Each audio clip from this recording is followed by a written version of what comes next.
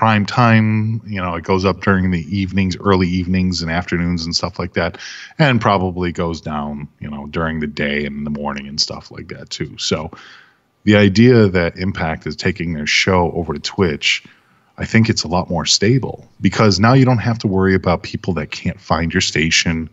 Now you don't have to worry about trying to seek out pretty much a system that's only designed to be nationally centric, whereas Twitch is global.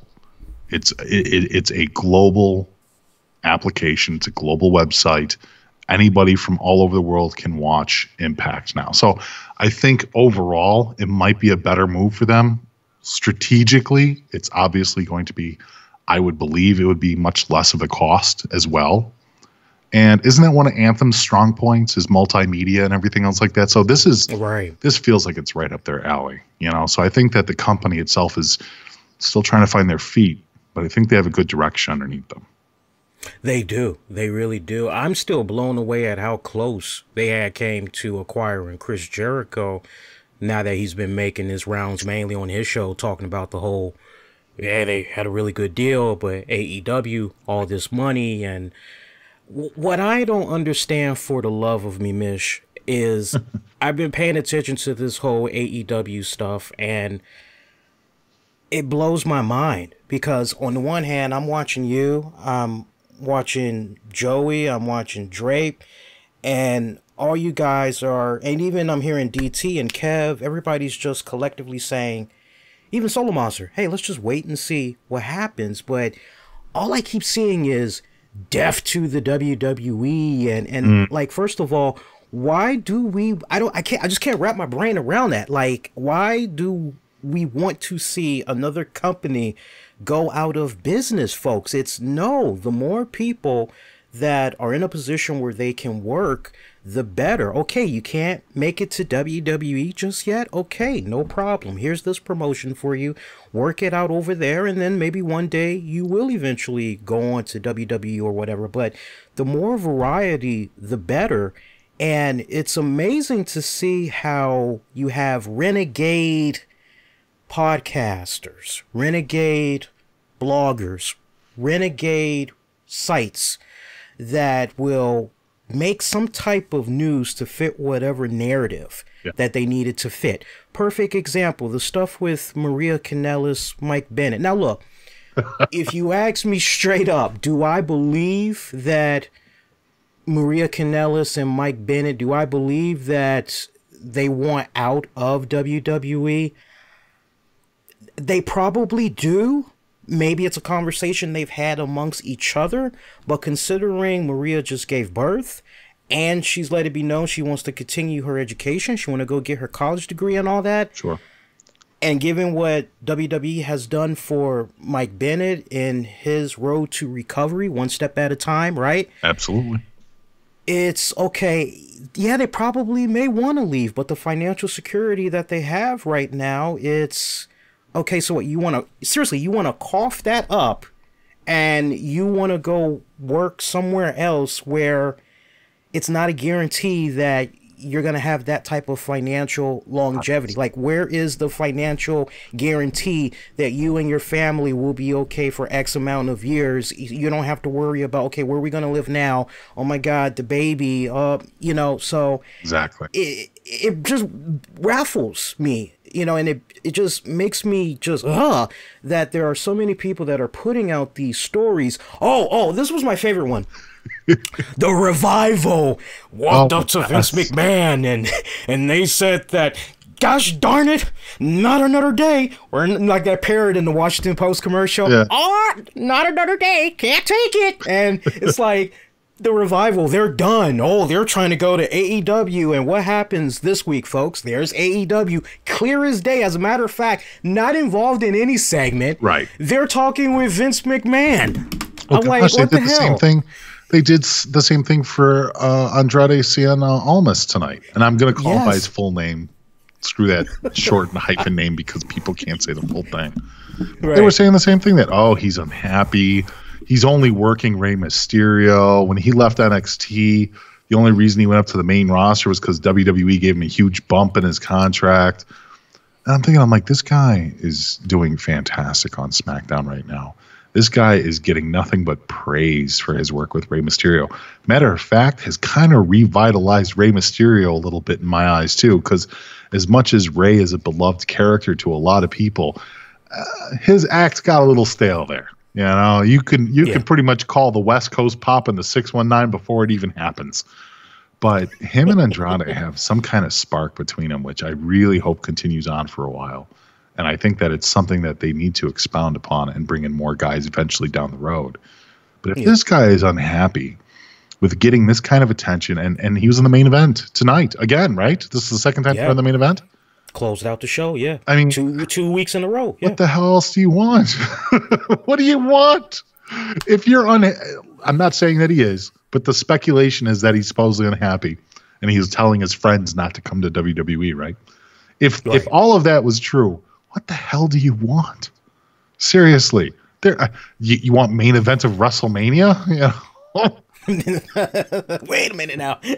Right? I know. It's like, dude, there comes a point where people can respect your talent and can respect your frustrations against a company that's used to treating people through the meat grinder. But when you're at the top of the list and people are scurrying just to watch your matches, and you're getting all this praise from fans as well as staff alike, and you're still unhappy, maybe it's not them, maybe it's you. Right. You know? But to go back to your original point, when you were talking about how dare the fans, how could the fans want another company to fail? How could they want WWE to fail? It's either the Oedipus complex or it's the Electra complex. Your choice. And the Oedipus complex was a Sigmund Freud thing, where the theory, and I'm just going to read it right off the internet for this one. The theory of psychosexual stages of development to describe a child's feelings of desire for his or her opposite sex parent and the jealousy and anger towards his same-sex parent. So what I mean by that is, imagine the indie fans, the internet fans, even the casuals. We're all the children. And many of these children are angry at WWE. And WWE is the mother to the son, you know, or the father to the daughter. They're unhappy. And they're unhappy because they're the bad cop. WWE is the one that gets most of the blame. They get most of the credit, but they also get most of the blame. And what Cody Rhodes and AEW are formulating is a company based off of those fears, those angers, those just unsatisfied moments that fans have gotten from WWE, and they're building a company on that layer of just illusion. They're saying, oh no, Vince doesn't care about you. Vince has said he doesn't care about you. The company doesn't listen to what you say. The company doesn't even give you what you cheer for, but we will. We'll love you. We'll take care of our wrestlers. This show isn't about us. You're the boss. You're the ones running the company. But do you realize how asinine that really sounds? Can you imagine a company actually run by its consumers, like physically run by its consumers? Look, there's a point where a consumer base is a great fountain of knowledge to continue your business to continue growing your business. But you're not going to let them dictate how much your costs are. You're not going to say, well, you know, these consumers would like to get everything for free. Well, they're our boss, so I guess we got to give it to them. You know, imagine getting through your company without anybody getting paid. Imagine continuing your Gillette commercials with no razor blades. You know, I'm just saying, like, that's exactly where we're at with a lot of these AEW fans, is they don't really understand what they're rooting for. Now, there are level-headed people that are just rooting for the idea of having competition and having a company there and having more talent and just having another promotion. But at that same time, these are the people that sure didn't plug Women of Wrestling on Friday night. I mean, everybody's so excited about new things. Here you go. You have Women of Wrestling literally built around the idea of Glow. Glow, which on Netflix was a fantastic 2 seasons, and I think they're looking for another third too, right? Yes. So, I mean, it's doing very well. There's a lot of people that are very interested in it. I was absolutely appalled. I was appalled by how little buzz there was around WoW. I'm with you. Premiere, you know? Yes. Yes. Yes. I'm so with you. Yeah, because I was, other than you, me, you know, just because you see, I don't really follow that many people when you look at my followers ratio. I don't follow that many people, so I was very curious, and it was, other than you, on my timeline at least, Courtney. Sure. I give a shout out to her, Courtney Summers, and maybe one other person. That was really it for like people in my timeline, right. And I just was, well, wow. It was weird because USA Today covered it, and Sports Illustrated covered it. But it wasn't until after it premiered that any of these little wrestling websites covered it. I'm like, that is so backwards. Wow. Yeah. If you look on it, Sports Illustrated is like, you guys got to watch it. Women of Wrestling on AXS TV. Come on, guys. And fucking USA Today, same thing. You guys got to watch it. It's coming on Friday nights. And nothing. There was like literally, I mean, I at the time that I looked when it was actually premiering, it only had like 400 likes and like 200 retweets. And I'm just like, this is less than a Nikki Bella retweet. You know what I mean? It's just damn. I know. And it's unfair because the show is much, much better than it was given the social media credit for. So, yeah, it's going to do okay, though. It's going to do okay. Impact Wrestling, I'm not that sure about because we don't even know the ratings for the past 2 episodes. I know the first premiere on Pursuit, they said it didn't make the top 150, which is a first for Impact. Like the numbers were that bad, it didn't crack the 150. But now you got some wrestling websites, and they're very clever about this. Now there is a Twitch analytics tracker, and I don't know if you had peeped this, but they basically had looked at the viewership tracking from the first episode on Twitch to what they did this past Friday, and for the premiere, right, and I can vouch for this, they peaked at, I want to say, a little bit over 10,000, and then they probably stayed at about lowest maybe 8.7, so 8,700. And then when you go into this past Friday's, I think that had about 7,400. That's pretty much what it averaged. It may have creeped up to 8,000 max, but it stayed around the 7,000 mark. I don't know if that is that alarming or that's a little painful. But you know what? That's the one thing I think that unfortunately a lot of wrestling fans have. Wrestling fans don't forgive, and wrestling fans do not forget. Yes. Where we are all bad about that in certain aspects, but I think that's one of the unique, I guess one of the unique things of being a wrestling fan is you remember everything, the good and the bad. And Impact, you know, there was a time there I thought that Anthem could actually resurrect the name a little bit because TNA wasn't a horrible company. TNA suffered from way too many people putting their dash of whatever in the soup. And ultimately it did fail. I don't know. And I remember when me and Joe did a show called, you know, Rest in Peace, TNA Impact. And people were livid. Oh, Impact isn't dead. It's going to come back. It's going to be amazing and stuff like that. And it's not that it can't. But the TNA Impact of yesteryear is not the same thing that you're watching on television today. With that said, I'm surprised that the company doesn't completely rebrand itself, come out with a different company and start from scratch. Because do you think that there's a lot of negative stigma that falls onto the shoulders of the company sometimes? Unfairly so. Even though it's completely a different roster, it's a different writing team, you know what I mean? It's a different booking team. Like everything is completely unique and different, but because they still have that Impact stigma, do you think that fans judge it unfairly? Yes. Yes. Anytime I can put to the side all the talents that have left that promotion just in 4 years. I can even say as far back as 3 years, but I'll say 4 years. Yeah. And you look at some of the most questionable creative bookings, writings, and all that. We've seen some really stupid moments.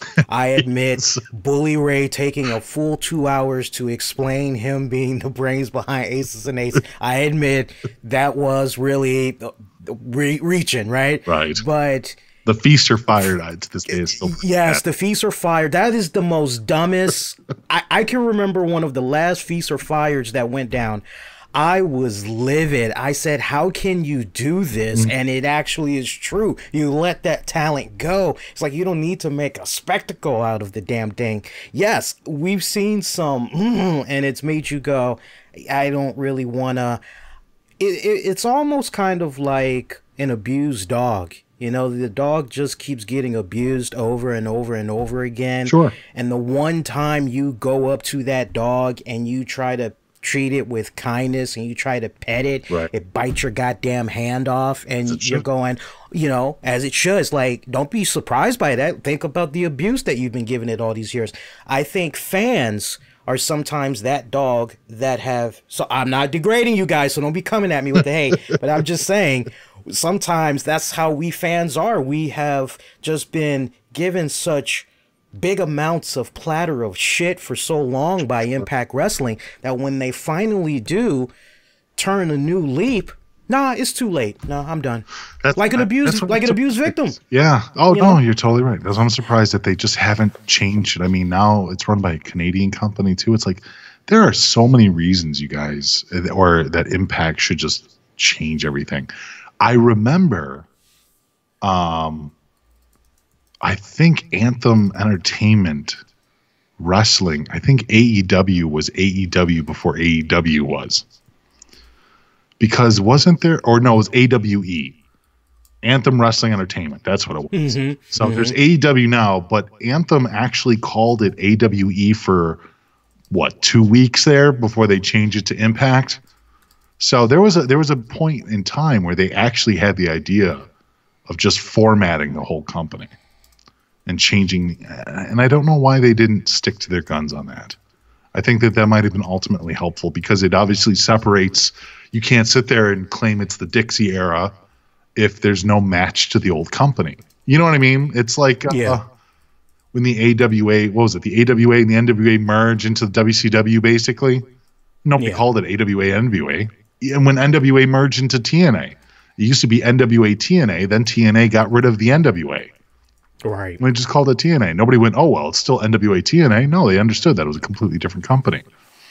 I don't know. There's just times like that. It's big changes to the company like that. You would have thought that this would have been one of them, but I don't know. I think that they might be worried about losing their fan base or something.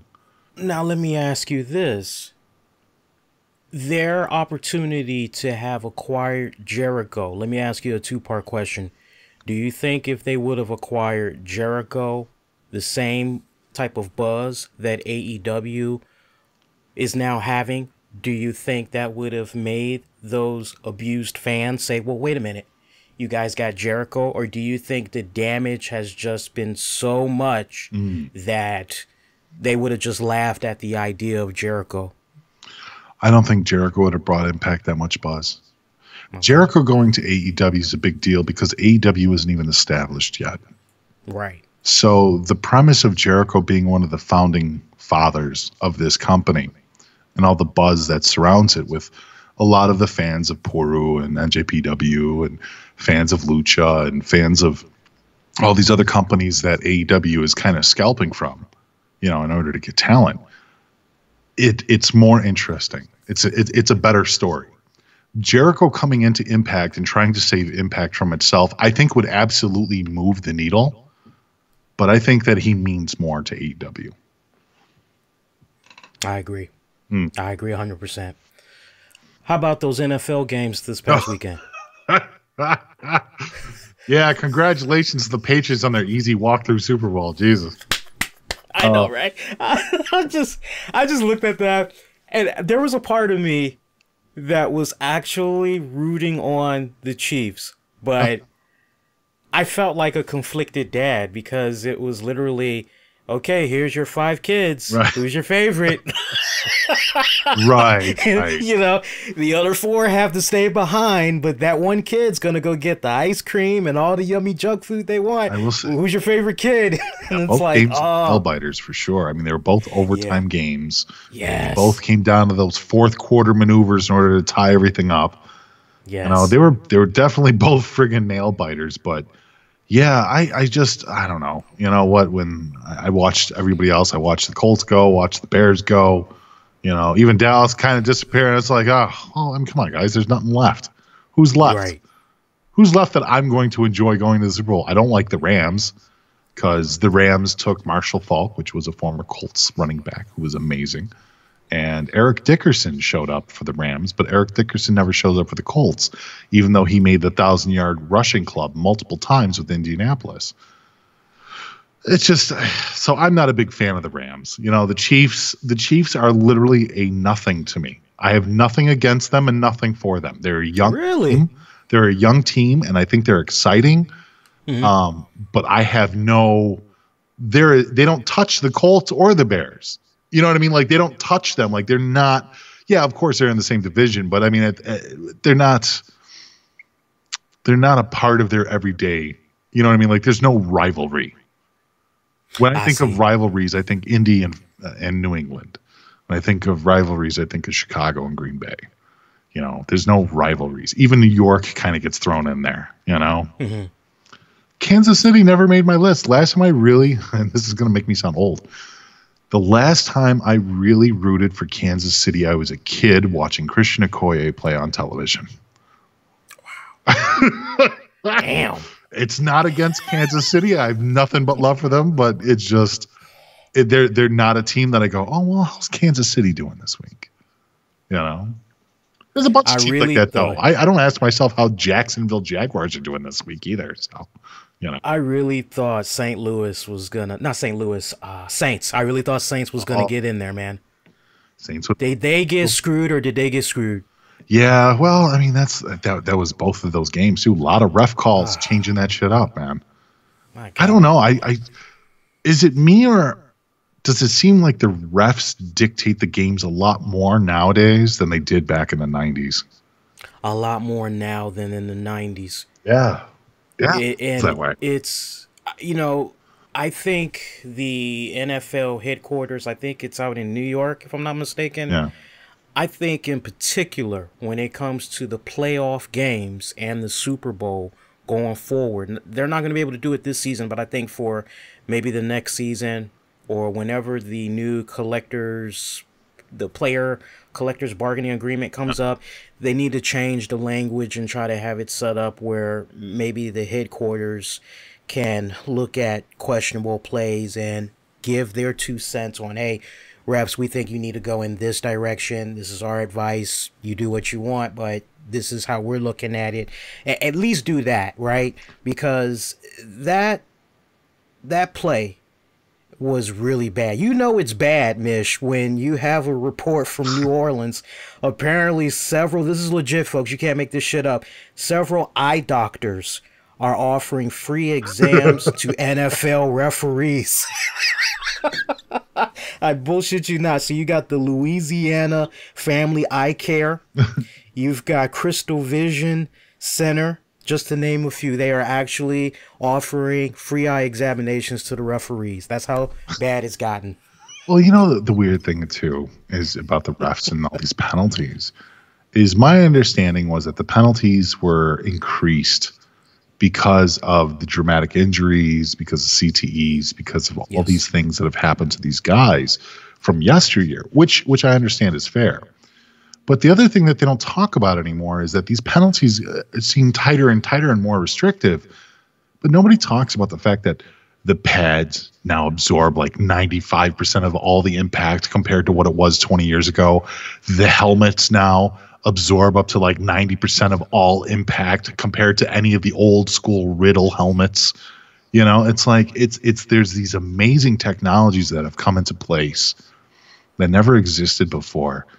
And instead of kind of keeping the game balanced by reeling back on some of the penalties and letting people just play, it's like they're enforcing more and more rules on top of the fact that we're keeping people safer and safer. Now, I'm not saying that injuries don't happen. Gosh, injuries happen all the time, but that's just the nature of the sport. It happens. What they should be worried about with these penalties isn't trying to stop all injuries, just trying to stop the CTEs, trying to stop the ones that end people's lives.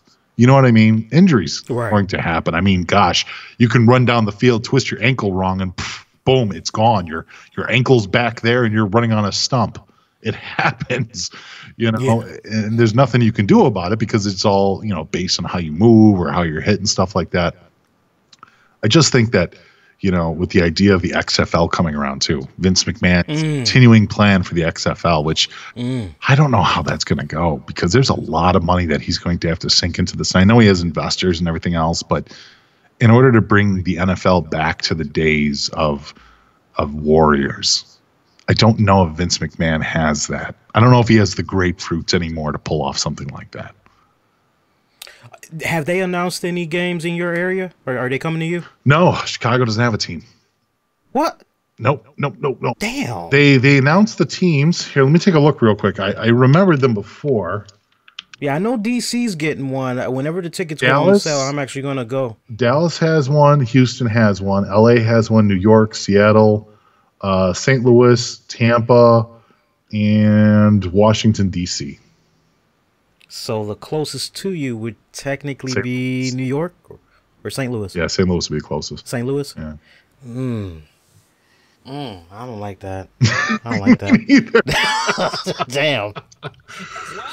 Hopefully there's more names to come, I mean, hopefully that's just to give people, with their appetite, It's like more coming soon.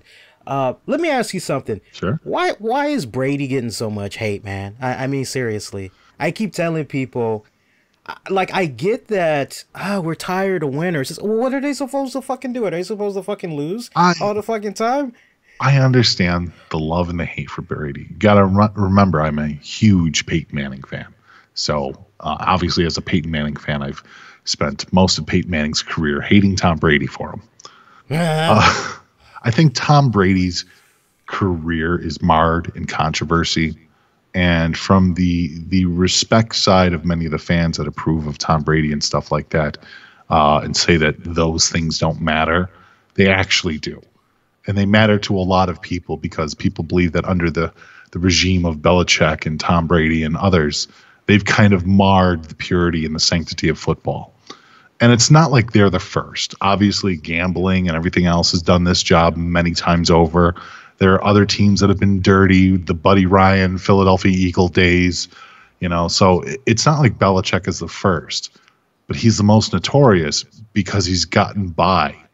He's gotten by and he's won so many times that the fact that they've even have those kind of, I guess you want to say discrepancies in their background is ridiculous for a team that's been as solid as they have for longer than dynasties. Yeah. Right.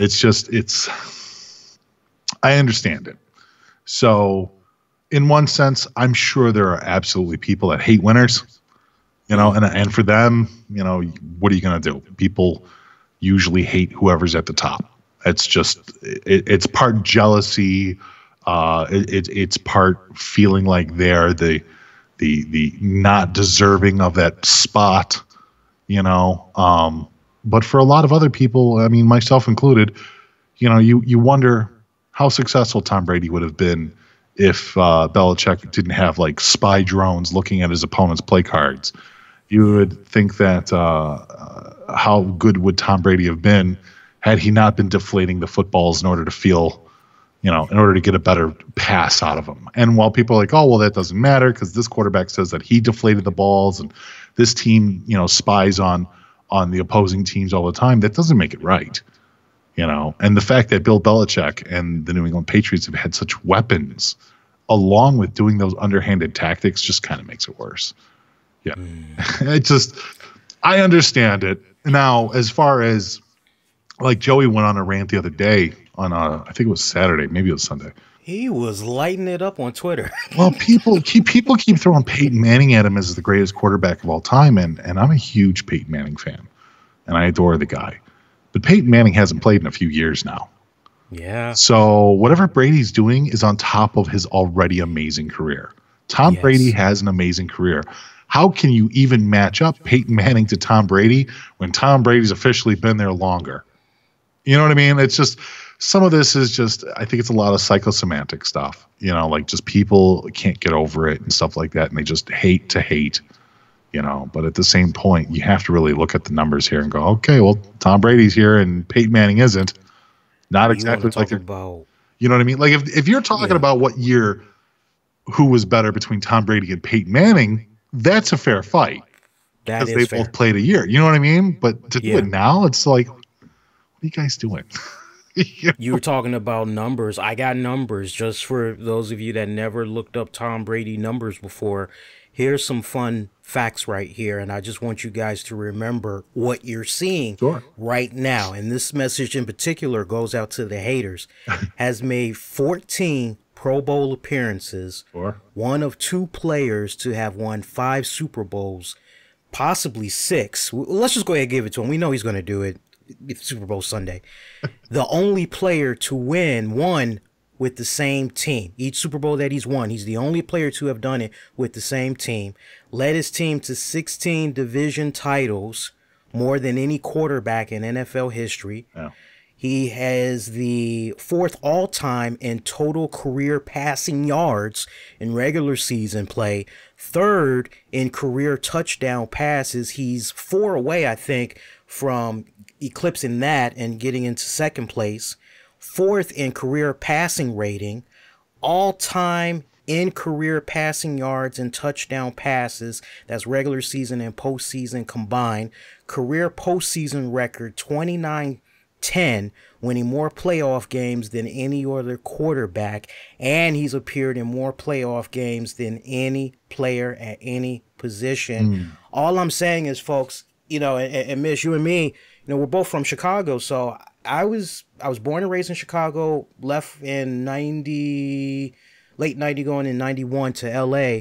And so I was there for the Bulls dynasty, right? Yeah. And even when I went to LA and then I came to DC, I faithfully continued to follow the Bulls, and just everything that I was seeing before my eyes as a kid, I knew I was looking at something special, and it was one of those remember this, because these are the moments you're going to be able to tell your friends and your kids years down the road. Yeah, I remember that game when Jordan was sick, blah, blah, blah. That's just my whole thing, is remember what you're seeing right now, because once this guy, say what you will, but once he's done playing, I guarantee you, if not in our lifetime, Mish, maybe in the next lifetime, I don't think we're going to see anything like this again. But it does bring up an interesting question. Would he have had the same success if he went to another team? And then you can make the same argument for Belichick. Could Belichick get a Super Bowl without Brady? We'll never know, really. Right. Yeah, I don't know. I mean, that's actually a good point. You know, I mean, because when you think of the greatest quarterbacks of all time, regardless of how you look at him, Tom Brady has to be on that list. I mean, obviously there's going to be Peyton Manning on that list. Of course, there's going to be Dan Marino, Joe Montana, you know, Warren Moon. Like, there are some amazing quarterbacks that have to be on that list, but you know, you have to give them the respect, regardless of how you feel about the Super Bowl wins, regardless how you feel about the team's overall character and what they mean to football over the years. That you can't fake those statistics. No, you know, those are statistics that came from a man who's above and beyond. Yeah. Yeah. Yeah. Yeah, no doubt, no doubt. Did you watch the new season of Punisher yet? I think six episodes in. Yes. I am. What do you think? It's not the Punisher. I talked about this once before when me and John do the show Side Salad and stuff like that too. John is a, you know, he owned a comic book store for the longest time. Really? Yeah, he has a great background in comic books and stuff like that. He obviously dealt with a lot of the creators that would come by, and he's a Punisher fan as well. But Punisher is kind of like Punisher and Captain America are my two. Like out of all comic books that I've read over the years since I was a kid, since I was a little wee kid, Punisher and Captain America were the two that I always had to read. and every issue, anything I could get by them.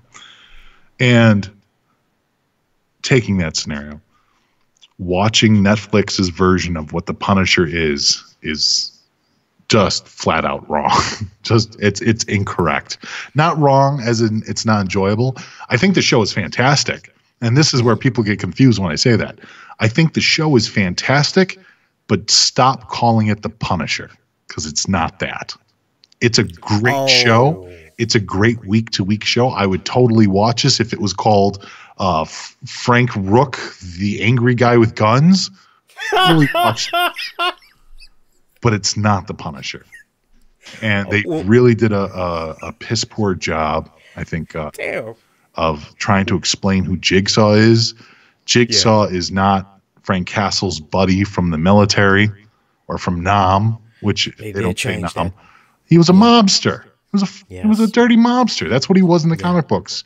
Yeah. You know, he was in a way, he wasn't directly responsible, but he was supposedly responsible in part of helping to kill off some other family of Frank Castle's. I think it was Jigsaw that sent Sarson to kill his uncle Rocco and Esmeralda, his aunt Esmeralda. You know, so like there are different parts to Jigsaw's story why he's a staple of being, you know, the Punisher's arch nemesis and stuff, but it's not the same build. I did notice though, there's a lot of similarities from the comic books that have been used in season 2. At the very beginning of season 2, like at the first couple episodes when they're in that weird town, they stole that from Suicide Run, the Suicide Run series in the Punisher. Where they go to this country bumpkin town and all these mobsters are coming in to kill them at the police station and stuff like that. In the Punisher comic books underneath Suicide Run, the town was called Last Kissed. And in this one it was called like Lake Cyst or something like that. You know, like they made it almost blatantly like it was the same thing. The story of how Jigsaw lost his mind and can't remember who he is, that was from Rupert Thorne from the Warzone series. They literally stole that storyline from Warzone and just gave it to this character and called it Jigsaw. So even Jigsaw, the character, is not even the same character from the comic books. It's something completely different. So once again, I'm coming at this from a diehard Punisher fan. Wow. So as a diehard Punisher fan, I'm looking at, then there was another scene where the Punisher doesn't kill a pedophile. I'm like, what? Nah. I remember in the comics he killed pedophiles. Oh yes, he made examples. He made examples of them, but because there's this little girl that says, "No, don't kill him. He's okay," and he's like, "Oh, okay. Well, I guess I'll just burn the place down." And I'm like, ugh. And you see the guy escape. I'm like, dude, this is not the Punisher. That dude would have been a fucking example, you know, because he obviously, you know, he misses his kids.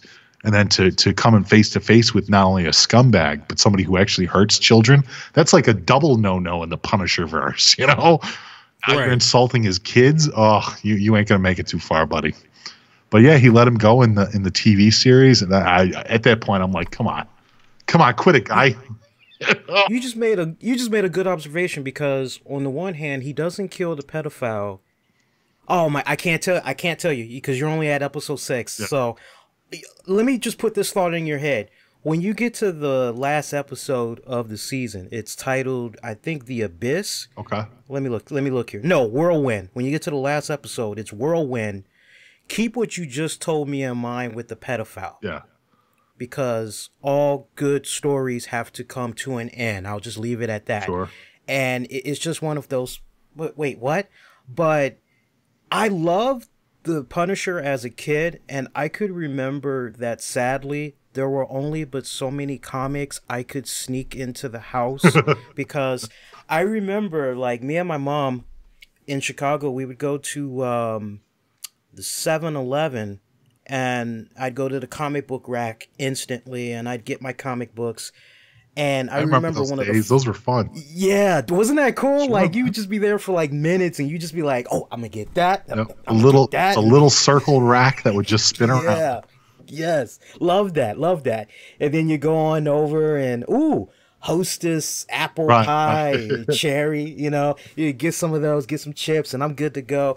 Comic books back then, people, it was like 50 cents or 75 cents or something like that. Yeah, like 80s to 90s. That yeah, sounds about right, it Mitch? went like, didn't it go to like 30 to, no, 35. It went from 35, or at least when I was a kid, 35, and it jumped up to 75, I think. That sounds about right. Yeah. That sounds about right. Yeah. And I remember one of the first times I saw a Punisher comic book, it was at 7-Eleven, and I was like, ooh, what's this? And I picked it up, and my mom said, oh, no, you can't get that one. I'm like, huh? She's like, no, you can't get that one. I'm like, why not? She's like, it's too violent. I'm going, whatever. And so then I remember there was, Ravenswood Elementary School. Yes, very well. Actually, I went there. Really? I actually was 3 blocks away from, 4519, was it North Paulina? Yeah, Paulina. Yeah. I was, that yellow apartment complex. It's like 3 blocks away from Ravenswood. Okay. Yeah, I used to live right there. Dude, I was really close. I was right off of Warner on Clark. Holy shit. Yeah, man, I was right there, right across the street from the cemetery. We probably bumped into each other and didn't even know it, man. Doubt it, man. I used to go to the little butcher there on the way to Ravenswood, and I'd go to the butcher and I'd pick up candy, and he'd sell like loose candy in a brown bag, and you give him 50 cents, and he'd give you like 50 pieces of like gummy bears, sweet tarts, Tootsie Rolls, just random shit chucked in a bag, and we'd all eat out all day because we're all just eating sugar in the middle of class. Do you remember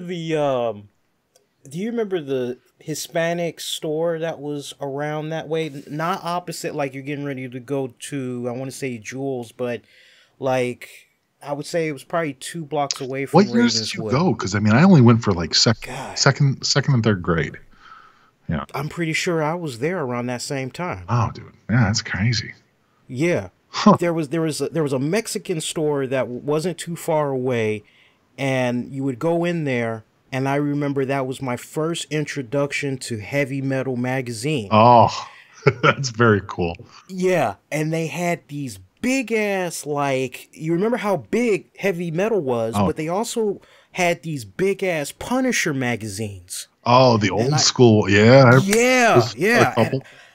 And I remember like trying to look at that and Heavy Metal, and my mom was like, no. And so one day, like, I saw my dad, and he was like, hey, I'm going to the store. You want anything? And I'm like, yeah. Could you get me Heavy Metal? And he's like, what's that? Just grab your coat. Come with me. And so I showed him a Heavy Metal, and I showed him the vintage Punisher magazine. He was like, you know your mom don't want you looking at these, right? I'm like, yeah. Okay. I'm going to get them for you, but you need to hide them. I said, thank you. And that was like my first proper introduction to Heavy Metal and Punisher. And I'll never forget, you probably came across this one magazine, you and John did. Do you remember the Punisher Armory? Yes, I had them. I still have them. But yeah, they came out with like, I think 3 or 4 of them, maybe even more than that. But yeah, I got the Punisher Armory. The first one was actually sent to me. I was at a day camp. And YMCA, actually right over by Ravenswood, the YMCA over there is where I would go to. It was Hastings Day Camp. And I think it was a little bit further up. Maybe it was closer to Lincoln, because Lincoln was right there over by Roosevelt, not Roosevelt High School, which was the high school right next to Ravenswood, off of Ashland, I think. Yeah. And so I would go up to Lincoln, and there was the YMCA right there next to like the Woolworths and all these other stores that don't exist anymore. And I would go to Hastings Day Camp, and it was like a summer camp. So you go away for like 45 days, 50 days or whatever. And, you know, everybody would wait every day for their parents or somebody to send them something. And I remember my uncle sent me a bunch of comic books, and on the top of the comic books was the Punisher Armory #1. And I was like, I didn't even know what the hell it was. I just knew that it was a badass comic. And you opened it up, and it literally gave you like details of his van and all the guns he uses and the training style. Like it was showing him doing flips against like this dummy with like spikes on it or something, so he could train himself. And I'm just reading this, and I'm passing it along the cabin, and everybody's like, "Oh, that's just fucking badass." Yeah. Oh yes, I love the Punisher Armory, dude. The Punisher was just such an amazing part of my comic book life growing up. He really was. I'll never forget, I had took Punisher Armory #3. I mean, if I were to describe the cover, I would literally be describing how all the Punisher Armory covers look. So there's no reason for me to go there. But I distinctly remember it was Punisher Armory #3. I already had the first 2. Now I was on the 3rd issue.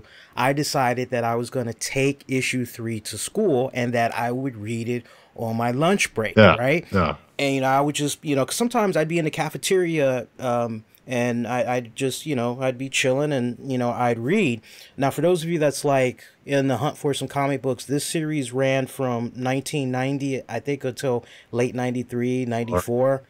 And so here I am, I'm in school, and I'll never forget, one of the teachers had like came by and they were like, "What's that?" And I said, it's just something on the Punisher. I'm like, "Who's the Punisher?" He's this cool vigilante dude, and he just goes around and shoots up all the bad guys. Oh, I found the armory. Right. I got all 10 of them on me. Right. And dude was like, can I see this? Dude, the next thing you know, I was in, true story, people, you all need to understand the culture back then. I'm in the principal's office, and they're trying to get in contact with my dad. And my dad was one of those type of people, don't fucking call me, call his mother. He didn't want to be bothered, right? Yeah. So they call my mom. And my mom comes to the school, and they're like, we're really concerned about your son because he had, that's it, Mish, that's it. they're like, he brought this to school today. And they were like reading quotes, like how, like, one of them, like Punisher, said something like, "Oh, I enjoy this weapon the most. I've killed so many people with this one. The heads that exploded." And it's like, and he was, man. I mean, the people that wrote this, from Frank Dixon to others, man, I mean, they were really into this, because I remember seeing some kind of like documentary on it, but these guys were heavily influenced by Nam culture. And that was also another big series that Marvel had at the time was the Nam, you know. So realizing that Punisher, even though he debuted in a Spider-Man comic, right? Like he was hunting Spider-Man, I think it was, you know, they gave him such depth. Like, this is not just some mercenary. This is a guy who went through Vietnam. He lost his family. You know, he's a trained killer. What else is he supposed to do? And these are the thoughts of a guy. And he proved that he was more than just a mercenary, because he had a code of ethics. And this code of ethics separated him from the criminals that he would kill, because he wouldn't kill innocents. He wouldn't kill cops. He wouldn't kill children and women, at least most women. You know, there were some women that absolutely deserved it, and he whacked them too. But you know what I mean? Like, he had a code of ethics, and this was unheard of a killer, you know? And it was, Punisher was amazing. Yeah. So guys, I sadly got suspended for 3 days because I had that comic book. I went home and my mom was like, "What did I tell you?" And I was like, "But it's the Punisher." And she's like, I don't give a fuck who he is. She's like, "This is why you're not supposed to read stuff like that, let alone bring him to school." And I remember when we got home. Now by this point, this is way before the time of school shootings. This is way before the Columbine fear that people have that they do today. Yep. You know, kids exemplifying this horrible behavior that everybody's, you know, freaking out about nothing. But you know, this was back in the day when this wasn't a thing. So yeah, finding a young kid with a Punisher Armory comic book. Yes. You know? I remember we went home. Now, luckily, I didn't get my ass beat, but I was in detention mode. Dude, I would have been impressed. Do you realize how much reading there is in this book? That's what I'm saying. I mean, this is an impressive book to read for a young lad. That's all I would just kick back. I'd eat my lunch, and I'm like, wow. I would just find that shit so fascinating, like how his weapons would work and shit. We went home, and she took every single Punisher Armory, and I watched her put it down the traditional shoot incinerator. Yeah, I was like, yeah, you ain't getting that, nigga. That's gone. That is gone. That is gone. Yeah, good times, man. Good times. But you know what? I think we can agree on one thing. Sure. John Bartharnell, I think that's his name. What he brings, he brings the most unique, fresh perspective that can come very close to what you get in the comic books. That much I will say about him. You know what the interesting thing about him is? He's a hot and cold actor for me. Really? And what I mean by that is when he's trying to show emotion and be human, it's not the way the Punisher would do it in the comic books. It's just not his way. Like he's almost too emotional and too well connected sometimes to people, at least the way that he portrays the character. Now on that flip side, when he's raging out and he's being the Punisher, there is not another actor that I've seen that can even tap into that. So that's what I mean by he's such a hot and cold actor for me, because when he's shooting people and he's on fire, like he's just raging out, I totally see it. I see Punisher in him. I see the correlation between the comic books and the TV show. It's just the times in between, you know, him dealing with Medina and him dealing with the girl or Amy or whatever. It's just, I just see that as being almost too human. Like the whole thing that made Punisher amazing for me, especially in the early years of Punisher, before they went into like Punisher Max and stuff, was the fact that the hardest thing for him was to connect to people because he was so involved in his war, to the point where he literally knocked Linus or Microchip out. You know, like, and Micro was one of his closest allies, and Micro could barely tell you what he was thinking half the time. And I mean, that dude lived with him. You know, he lost his son. He lost his son and was helping Frank with, you know, his war because he wanted revenge and in his own way. And Microchip obviously was not really a fighter. There was a couple times I think he pulled a gun and shot someone, but he's more the computer guy. Right. And he was literally seen as the sidekick to Punisher. And he could barely connect with him. Like, if Punisher cracked a joke with Micro, that was really funny because he doesn't do that. You know, like it was extra funny just because here's the most serious man in the world cracking a joke. Yeah. And Barenthal is a fantastic actor, and I loved him in Walking Dead as well. But it's the human aspect of him is just too human to describe what Frank Castle is. I'm not knocking it. Once again, like I said earlier, if you're just talking about angry guy with a gun, this would be a fantastic series. I can't say anything more positive about it than that. But to call it Punisher is a disservice to the comic books that have been in existence since the 80s. So yeah. I can see you halfway, Mitch. I definitely see you halfway. Sure. You got to admit, you know, I'm with you as far as like, especially the fighting scenes and all that goes. Yeah. Especially that bar fight. The way it begins on that episode.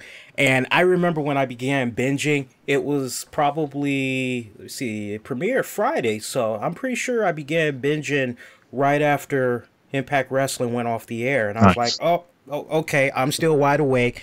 And I remember at one point, I tried to wake up my missus and I say, "Hun, you want to watch The Punisher?" And she's like, "I don't want to watch that gruesome, violent shit." I'm like, okay, you know, quality time, you know. She's like, "No, not for me." I'm like, okay. So I'm just there, and the next thing you know, like 6 a.m. comes, and she's like, "My God, you're still awake?" I say, "Yeah, I've been binging," and I pumped it out. I finished it up by Sunday, I think like 4 a.m. Nice. And that first episode, dude, I said, holy shit, when he was beating, folks, you got to check this out. He's beating the shit out of women. Oh, yeah. I don't mean Arnold Schwarzenegger and Conan, you know, punch to the face of a woman and she's out cold. No. He's literally fighting women, and I'm going, wow, Netflix got serious balls, because for them to green light that. Right. Wow. Right, exactly, especially in this day and age. Yeah, no, I definitely remember seeing that and going, huh, that's a little ballsy. Right. I really didn't expect it. I figured he was going to detain them, or maybe he was going to tie one up. No, he smashes the chick's head right through the sink. Right. Like there's blood that squirts out of her head. I mean, she goes right through that sink, too, that ceramic-ass sink. And I was just like, whoa. That sucks. Yet he can't kill a pedophile. Right. And there was some weird things too. There was the weird scene where he was in the alley, like he was talking to the one dude, or the bartender girl. He was talking to the bartender girl to try and find out where Jigsaw's boys were. She's like, "Well, I don't like him anyways. I don't care. Maybe you can talk to Tony over here." and he drops the finger in the whiskey shot glass and says, "Call it a tip." And he walks outside into the alley, and then these guys follow him, and they can't find out where he is. And the guy goes back and tells him, "Oh, you got a $5 million bounty on your head." And he says, and Punisher starts asking, like, "Well, who the hell put a bounty out on me?" And the thug responds, "It's like, well, it's 6 of us versus 1 of you." And then he shoots everybody with 1 shot per one bullet per person with like a little 38 mag. And everybody's dead except for the one guy who, he sorts the information and then he kills him. And that pissed me off because literally in the scene before that, when he was fighting everybody in the forest and fighting the mafia guys or the Russians and stuff like that, he was missing shots all over the place. Mm-hmm. And then, but he's a dead shot with a 38, like he was bullseye with a 38. I'm like, no, you guys got to keep up the consistency. I have no problem with believing that Frank misses a shot here and there, or Frank can take out 2 or 3 of them, but to take out all 6, come on. Like that's what I'm saying. Like that's my issue. Like there was also scenes where he came into the trailer and he's wearing the Punisher's skull and it's bloody and everything else like that. Mind you, he keeps getting shot in the skull, but there's never any new holes. That's another character flaw there. Good observation. But he'll walk in with the skull, and then he'll literally turn around and then there's no skull. It just disappears. He's wearing a black shirt.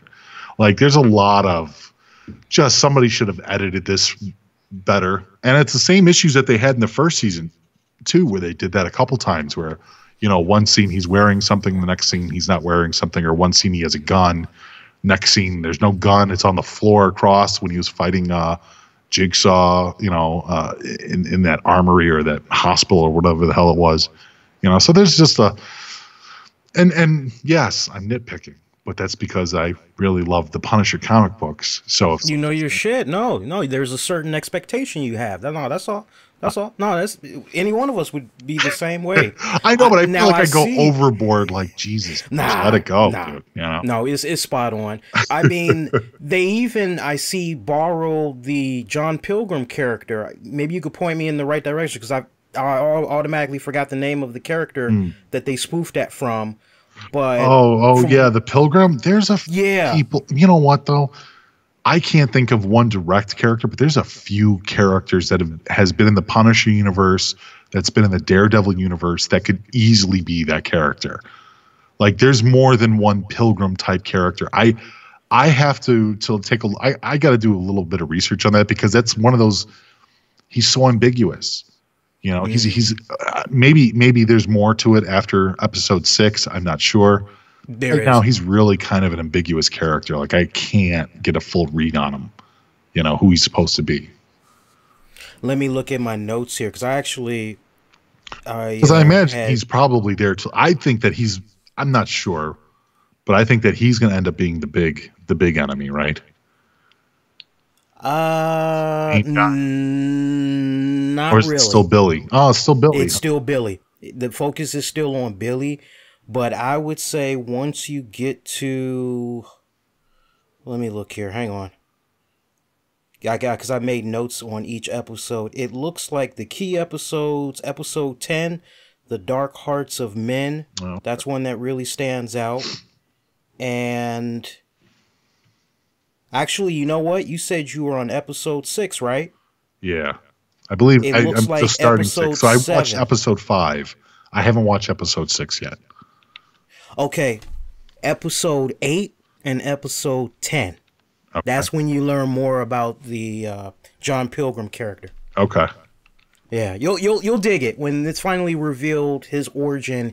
You're very intrigued and you want more. But he's very subtle right now, just in those first handful episodes that you had pointed out. Did you check out the newest season of True Detective yet? No, I have not. Dude, you are missing out. Yeah? I haven't watched any of those, actually, though. You don't need to. Just watch this one. Dude, it's fucking... Okay, check this out. It's brilliant, right? Yeah. And whoever is the PR team behind Mahershala Ali, they need a fat-ass bonus because the roles he keeps picking, I mean, he has such a hot streak, right? Yeah. So he plays this detective. Ooh, that looks cool. Oh yeah, you remember these? I used to love these, the back to school specials. Yeah. I remember getting those taken away because they were like, how can you have a Punisher in a back to school special? Like they got hate mail because they were directly publicizing this to kids. It wasn't back to college special. It was back to school. They knew who was buying their damn comic book. Yes, they did. And I got suspended for it. Damn. Yes, I remember that now. I remember that. Check this out, right? Okay, so each season is just a standalone. It doesn't connect to the previous season. So you can literally pick up this third season right now. There are only 3 episodes into it. Right. And you're going to be hooked. I know everybody said what they said about the second season, but I don't care about that. I like what's going on with this season. So Mahershala Ali plays this detective who you see first in 1980 as him and his partner, Stephen Dorff, you guys Blade, and they're investigating this kidnapping case because there's a girl and a boy that goes missing. Yeah. So they're assuming that these kids maybe got kidnapped, and they're doing this out in Arkansas. And the day that they're doing this investigation, it's the day that Steve McQueen had died. Oh, okay. Geez. So you're seeing through Mahershala Ali's eyes what all he had experienced as he was trying to find out, what's going on. Now, they end up finding the boy. The boy's deceased, but they don't find the girl. Really? Now, fast forward. Now you see his character 10 years removed. So now you're at 1990, and he has moved on from that department that he was in. He's still involved with the law, but he's in another division now. Basically, the case moved on to somebody else, but he gets called in by a friend of his. I think his friend is maybe the state's attorney. I'm not sure. And they're basically like, hey, you remember that case you did from 1980? And he's like, yeah, what's up? And I won't give anything away, but there's like, yeah, so blah, blah, blah, blah, blah, blah, blah, blah, blah. Get out of here, really. Then you fast forward to him in 2015. Now, This is what I want you to keep in mind. 1990, 10 years removed from the case, there's rumors that he's having memory problems. By the time you get to him in 2015, the guy is suffering from severe dementia. But all three, the web, that single case. Now, when you see him as a 70-something-year-old man in 2015, there's like this young girl that comes around. She's trying to pick his brain on the case to basically help her little shitty show on IDTV or whatever. And some shit. And so you see him reliving the case again. It is the most brilliant writing, and it's well paced that you will come across, dog. Huh. I'll check it out. I'll check it out. If you're giving it a good thumbs up, I'll give it. Once I'm done with watching the Punisher, not Punisher, I'll definitely check out some True Detective, because the only other thing that I'm watching on TV besides that is let me see. I'm watching the final season of You're the Worst. And I know it's kind of a chick flick thing, like a chick TV show, but it's really not. But it's the last season of it. It's basically about abusive relationships. Oh. Yeah. So, and it's a comedy, but it's like a dark comedy. Like, they just do horrible shit to each other, all of them. They're just all assholes. And you're just watching a bunch of asshole people, entitled people, do horrible things to each other, but they actually care about each other, but they have such hang-ups and personal issues that nothing seems to work right ever. So that's interesting, but that's the final season. That's been going for a few years. It's on FX. Gosh, I'm blanking on the other one that I watch all the time. It just came out with season 2 alongside of Star Trek Discovery. The one by Seth, not Seth Rogen, the other Seth MacFarlane. Orville, the Orville. Orville, yeah. It's not too bad. Seth MacFarlane. Yeah. Yeah, if you're into Star Trek, like the old school Star Trek, you'll like the Orville. If you haven't given it a shot yet, it's not bad. There's a little bit of like the messages, oh, make sure you take care of each other, and don't be a sexist pig. Like there's little shit like that goes through. But for the most part, it's a lot of fun to watch, and it kind of brings you back to the early days of watching the originals, with Kirk and Spock and Uhura and all of them, Bones. It's got that kind of a feel to it. It's a little bit of fun, Gosh, what else am I watching? Other than that, I've been watching WoW. And as far as Netflix series goes, not too much. I've been watching some weird ones, though. Have you ever watched The Lobster? No. What the hell is that about? If you like watching movies that are going to infuriate you by the end, watch The Lobster. The Lobster is a great, great movie to really just piss you off. And The Lobster is about, just without spoiling it too much, you have a certain amount of days to be in this hotel and to find someone to hook up with and marry. And if you don't marry someone within a certain amount of time, there's two ways to extend your time. The first way is to hunt down people that have left the hotel illegally. You have to hunt them down and drag them back. And the second way is to throw them in the changer. And what the changer is it would turn people into the animal they're most like. And they ask you when you first get into this hotel, what do you want to be? If you can't make it as a human, what kind of animal would you like to be? And this one guy, the main character, turns around and says, I would like to be a lobster. And I can get really detailed into it, but I don't want to. I really think you should watch it. I think you'll find it amusing. It's funny, it's sad, and it's just infuriating by the end. But it's a lot of fun. This is on Netflix? Yes. It's called The Lobster. The Lobster. Okay. It's one of those cult flicks, too. Like, I've really been getting into those weird cult flicks lately. But wow. Damn. That is deep. Yeah, well, Damn. I like that. I like that deep shit. No, I like that. Damn. Let me ask you, did you see how everybody was flocking online Monday night trying to see what was up with the wardrobe malfunction? Oh, good old Sasha Banks' tiny little bubble butt. Dude, that girl ain't thick. Everybody's like, oh, that girl's so thick. I'm like, where? I must have missed it. I'm sorry. I mean, I'm not taking a shot at her. She's a very pretty girl. She's a pretty woman, but you'd think that she did like a full frontal nudity or something, the way people are acting. I'm like, come on now. I'm like, big deal. Her trunks fell off her butt. She has her underwear on, too. Like, people are trying not to, say, I'm like, dude, she just has flesh-colored underwear on. That's all. She was still wearing undies. I'm telling you, I never seen Twitter blow up so fast before in my life. I thought the worst Raw of whatever weeks back was something. Everybody just, oh my God, they did a blackout. What happened? Right. Look at the way people freaked out when Alexa Bliss showed her shoulder off.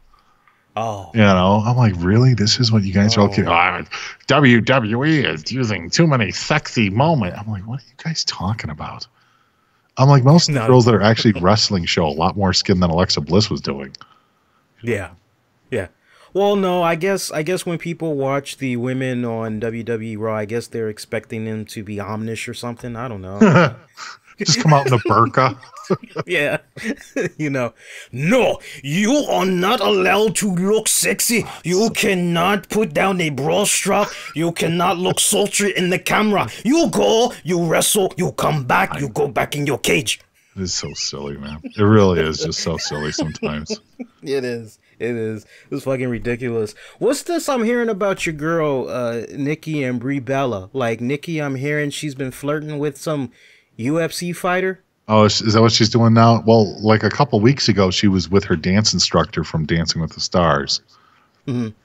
And so if she's hooking up with an MMA guy now, good for her. See, I'm not really, like, I've been watching the Total Bellas. I have episode 2 now to watch. Episode 1 was kind of horrendous. But it's not getting better. And if anything, it really shows off the superficial nature of who she really is. I mean, even with her own sister, like, as much shit as we give for Brie botching up all her moves and stuff like that, in the real world, she seems like she has her shit together a lot better than Nikki does, as far as being a human being and a mother and a wife is concerned. But her and Daniel moved from their home to be closer to Nikki Bella, because Nikki Bella needed them at the time of the breakup, and I think she had an injury too. And so, she uprooted her life. I mean, and she's more established. Like Brie Bella has a more important life than Nikki Bella, if you ask me. She's got a husband, she's got kid, she's got another kid supposedly that Daniel Bryan wants to throw into her on the way. They had a house like that they purchased, and they had their own recycling farm. Like it was an established place, and they gave all that up in order to be supportive to Nikki, which I think is above and beyond for a sister. But maybe it's different if you're an actual, identical twin. But Nikki Bella, just in the first episode, she just turns around and says, "Well, fuck you all. I'm moving to LA." Damn. And everybody's like, kind of like, what the fuck, dude? Like, we literally gave up our lives to come out here and help you. And she's like, yeah, thanks, but I'm on my way to LA. I belong out there better.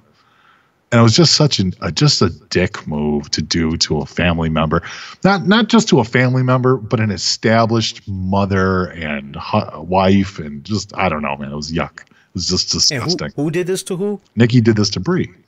Oh, Nikki doesn't have any kids. Brie's a kid. Cool. Yeah. That ain't cool. No, that ain't cool. It's rough, man. It's just dirty. But they play it off because it's the Bellas, the TV show, that, oh, look at this wacky episode. But meanwhile, if you're reading between the lines, you're like, wow, Nikki's kind of a scumbag. That's a scumbag thing to do. And then it was released, where she was talking with I think it was Time or one of those magazines, one of those websites, like the bigger ones, where she calls up John Cena all the time, to tell him about all the guys she's with.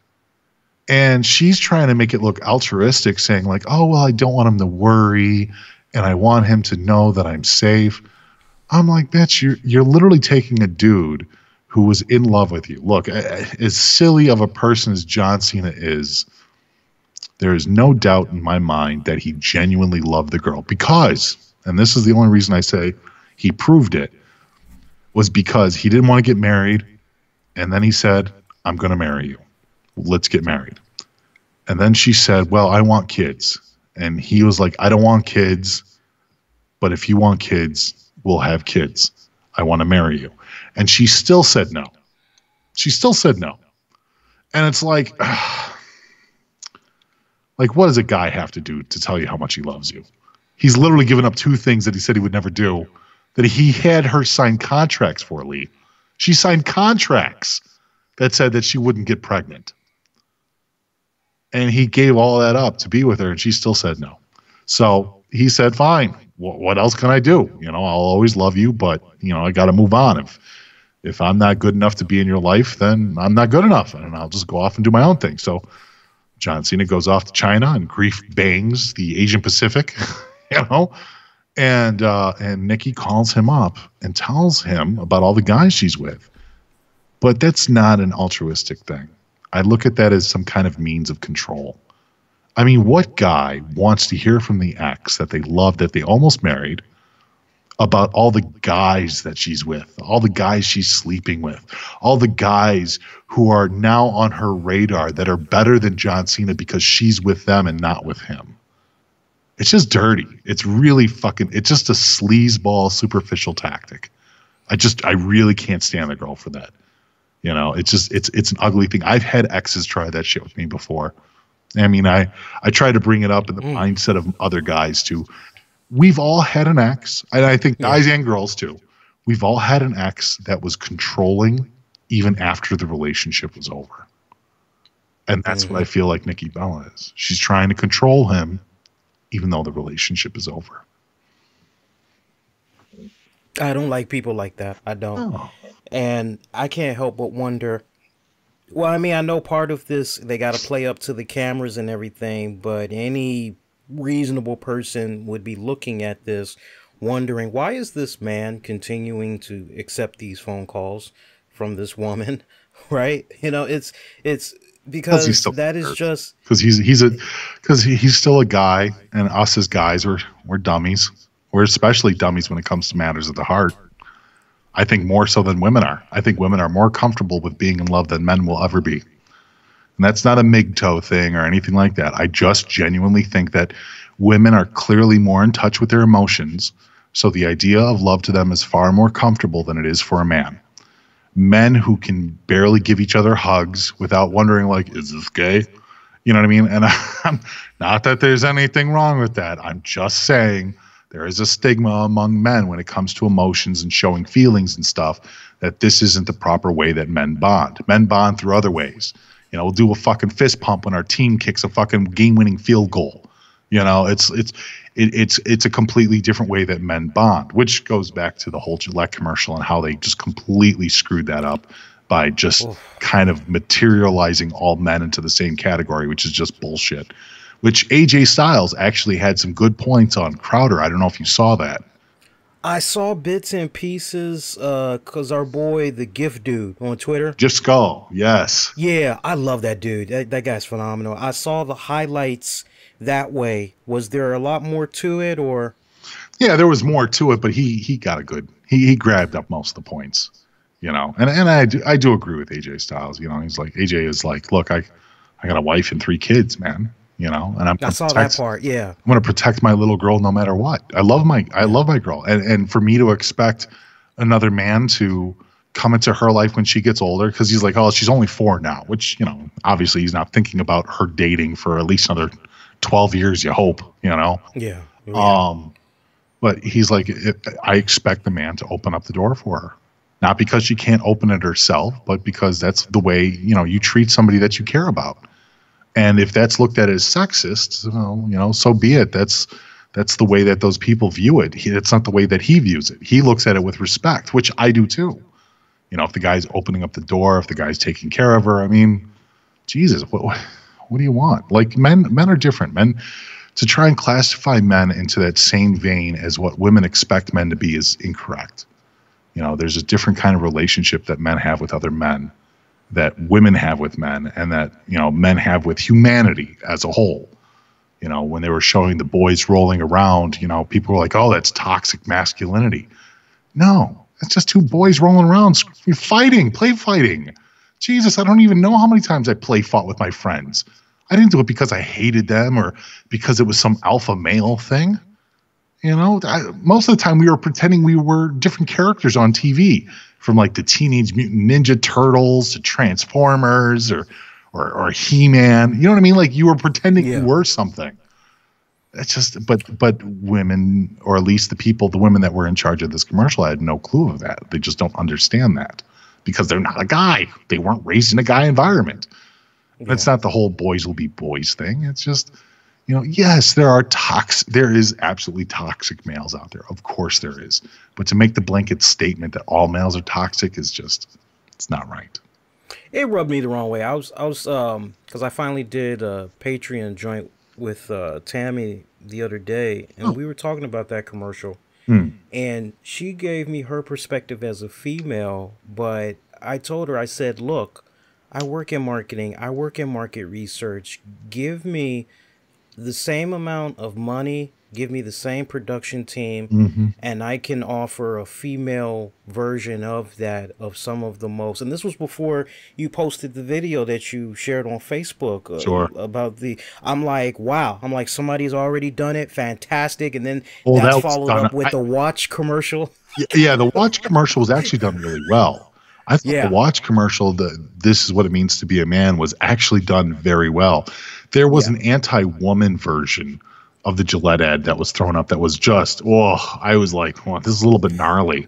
Because I mean, you're bringing up the fact that women are 5 times more likely to kill their children than men are. And I'm just like, geez. That was some deep shit, Who pulled out those fucking stats, man? I mean, look, I didn't like the Gillette commercial either, but you guys went a little hardcore. Yeah. You know? Yeah. So. But the actual watch commercial was beautiful. I thought that was really nice, that it showed the strengths of what men are.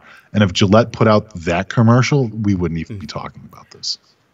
Here's another one. I had this tight-ass idea that I said on the show. I said, you know what would have been awesome is if they would have shown a transsexual, if they would have shown a black man, an Asian man, a Jew, a Catholic, just cover everything and say, no matter the financial background, no matter the educational background, no matter race, creed, religion, sex, sexual orientation, we all bleed the same way. And right when you say that, you could just show everybody just shaving, even the transsexual, whether they're shaving their face or their leg. That would have been, for me, a very powerful message to send as well. That's brilliant. That's And, actually pretty brilliant, dude. you know, I mean, I don't see what's so hard. We all bleed the same. When you cut, you're shaving, we all bleed the same. See, you know, it's brilliant. That's bigger than the mindset of the woman that was in charge of this. First off, it was a woman that was actually in charge of this. Of actually, Go figure. No disrespect, ladies, but right. Go figure. But it was because my point. Check out the other show when you get a chance. Because I told Tam, I said, look, I said, I've been, for those of you listening, I've been working in marketing research for 7 going on 8 years now. Oh, wow. And part of my job, I actually organize focus groups. And so sometimes I'll sit in as a moderator, or I'll just sit in and take notes or whatever. But for the most part, I'm organizing the focus groups. And as soon as I see this fucking Gillette ad, the first thing I'm saying to myself, where was the fucking focus group panel? Who was this being executed to? Because if that would have been my firm, we would have had all male groups for maybe a 1 week period. We would have broken it down. We would have talked to 18 to 29, rinse, repeat with 30 to 39, and then 40 to 49, and basically go up to 60 to 69, and we would have got all of the men's overall takeaway on how they felt about that commercial. And if they had approved it, then okay, right, you know, this is what we got, you know, take this information, do what you want. Okay, that looks good. Okay, now we want you guys to take the second week and we want to get the female's perspective. Okay, rinse, repeat. The way that came off to me, I know I showed you the Forbes interview link, I think it was, with the VP of Procter & Gamble behind Gillette talking about the ad. But when I saw that commercial, the first thing that clicked in my head was who was in charge of a focus group discussion, if there even was one, because it did not seem like they really reached out to talk to men and get their thoughts on that. They didn't. You know, the interesting thing, too, I was watching actually one of these other talk channels. I wish I remember the guy's name off the top of my head. I don't mean any disrespect by it, but apparently they all did it before Gillette did it. Schick had a commercial just earlier this year that was talking about men being better. The Harry's had a commercial talking about men being better. The Dollar Shave Club had a commercial about men being better. And within the last week, they've deleted all of it. No, you can't find those commercials online. They removed them off all their social media pages. And they did this way before Gillette did. But the Gillette message was so strong that's why it was, you know, put underneath the microscope and it offended so many people. But it's kind of amazing that they all kind of screwed up. They all kind of screwed up, but nobody else is going to take the blame for it because they went, well, that never happened. Yeah.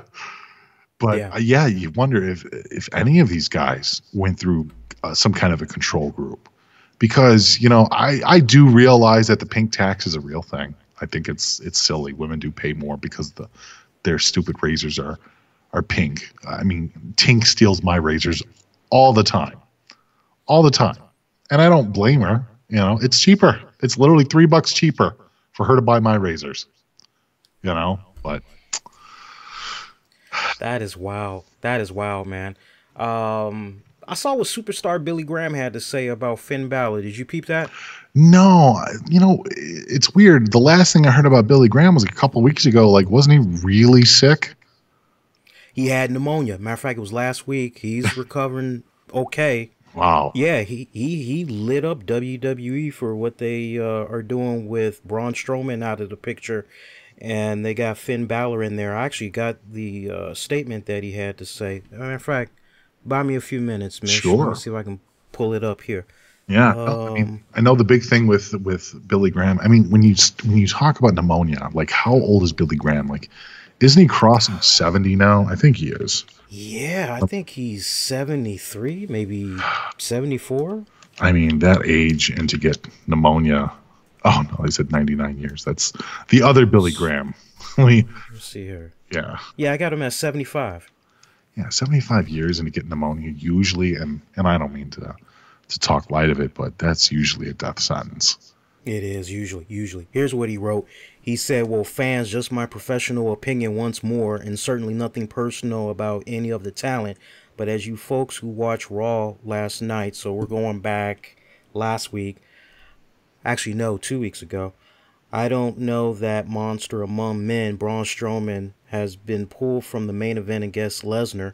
Despite Strowman's superhuman strength and his ability to overturn paramedic trucks, 18-wheeler, 10,000-pound cab trucks, and then overturn Vince's limo, he can't quite seem to beat a mere mortal in Brock Lesnar.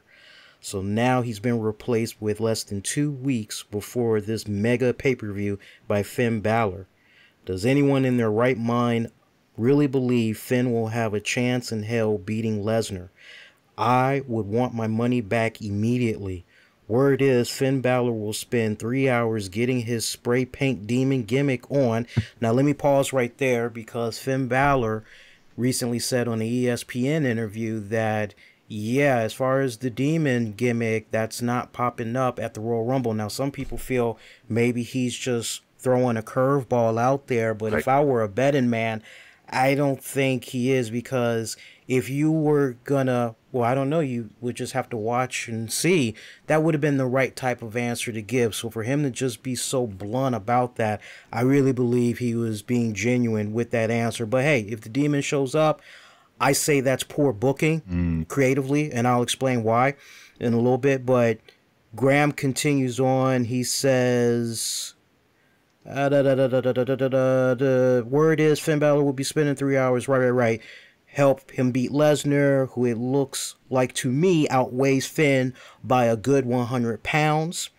Graham also responded to Dave Meltzer, stating on his respective show that Vince McMahon had been planning Balor versus Lesnar all along, with WWE continuing to promote Lesnar versus Strowman to sell tickets.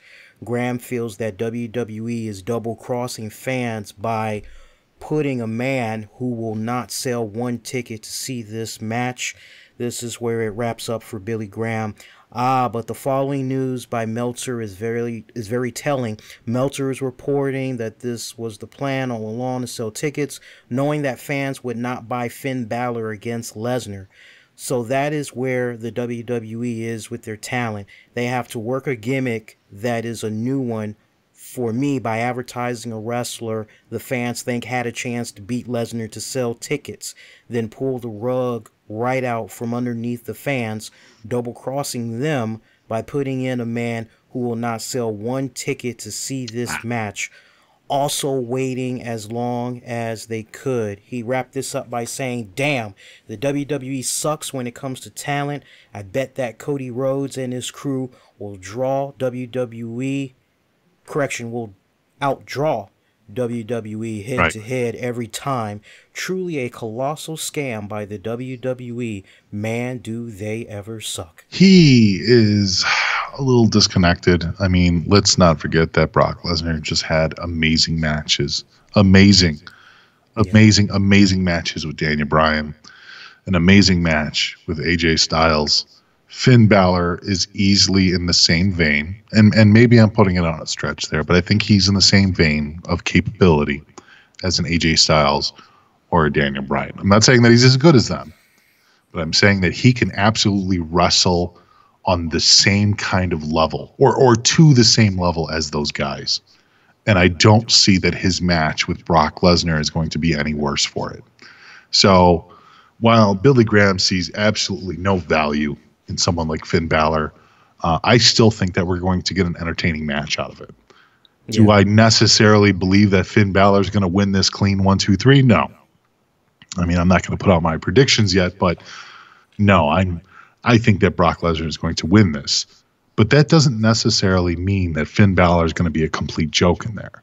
And it doesn't necessarily mean that Finn Balor is going to be a guy that looks like he's not capable of hanging in the main event. If anything, this really is a do-or-die situation for the guy, because he's been treading water for the longest time. Finn Balor needs to step up, and I think that this is his opportunity. Nothing against it. Braun Strowman has been a little lackluster as of late. He's had some really weird promos that have not been very beneficial to his character, and just kind of the direction that they're pushing him in is really starting to feel like they're running out of ideas of what to do with him. And that's not a good thing, especially for a guy who should be painted as their next big champion. But with Finn Balor, I see a good match coming out of it. Brock Lesnar, people forget that he's also a tactician.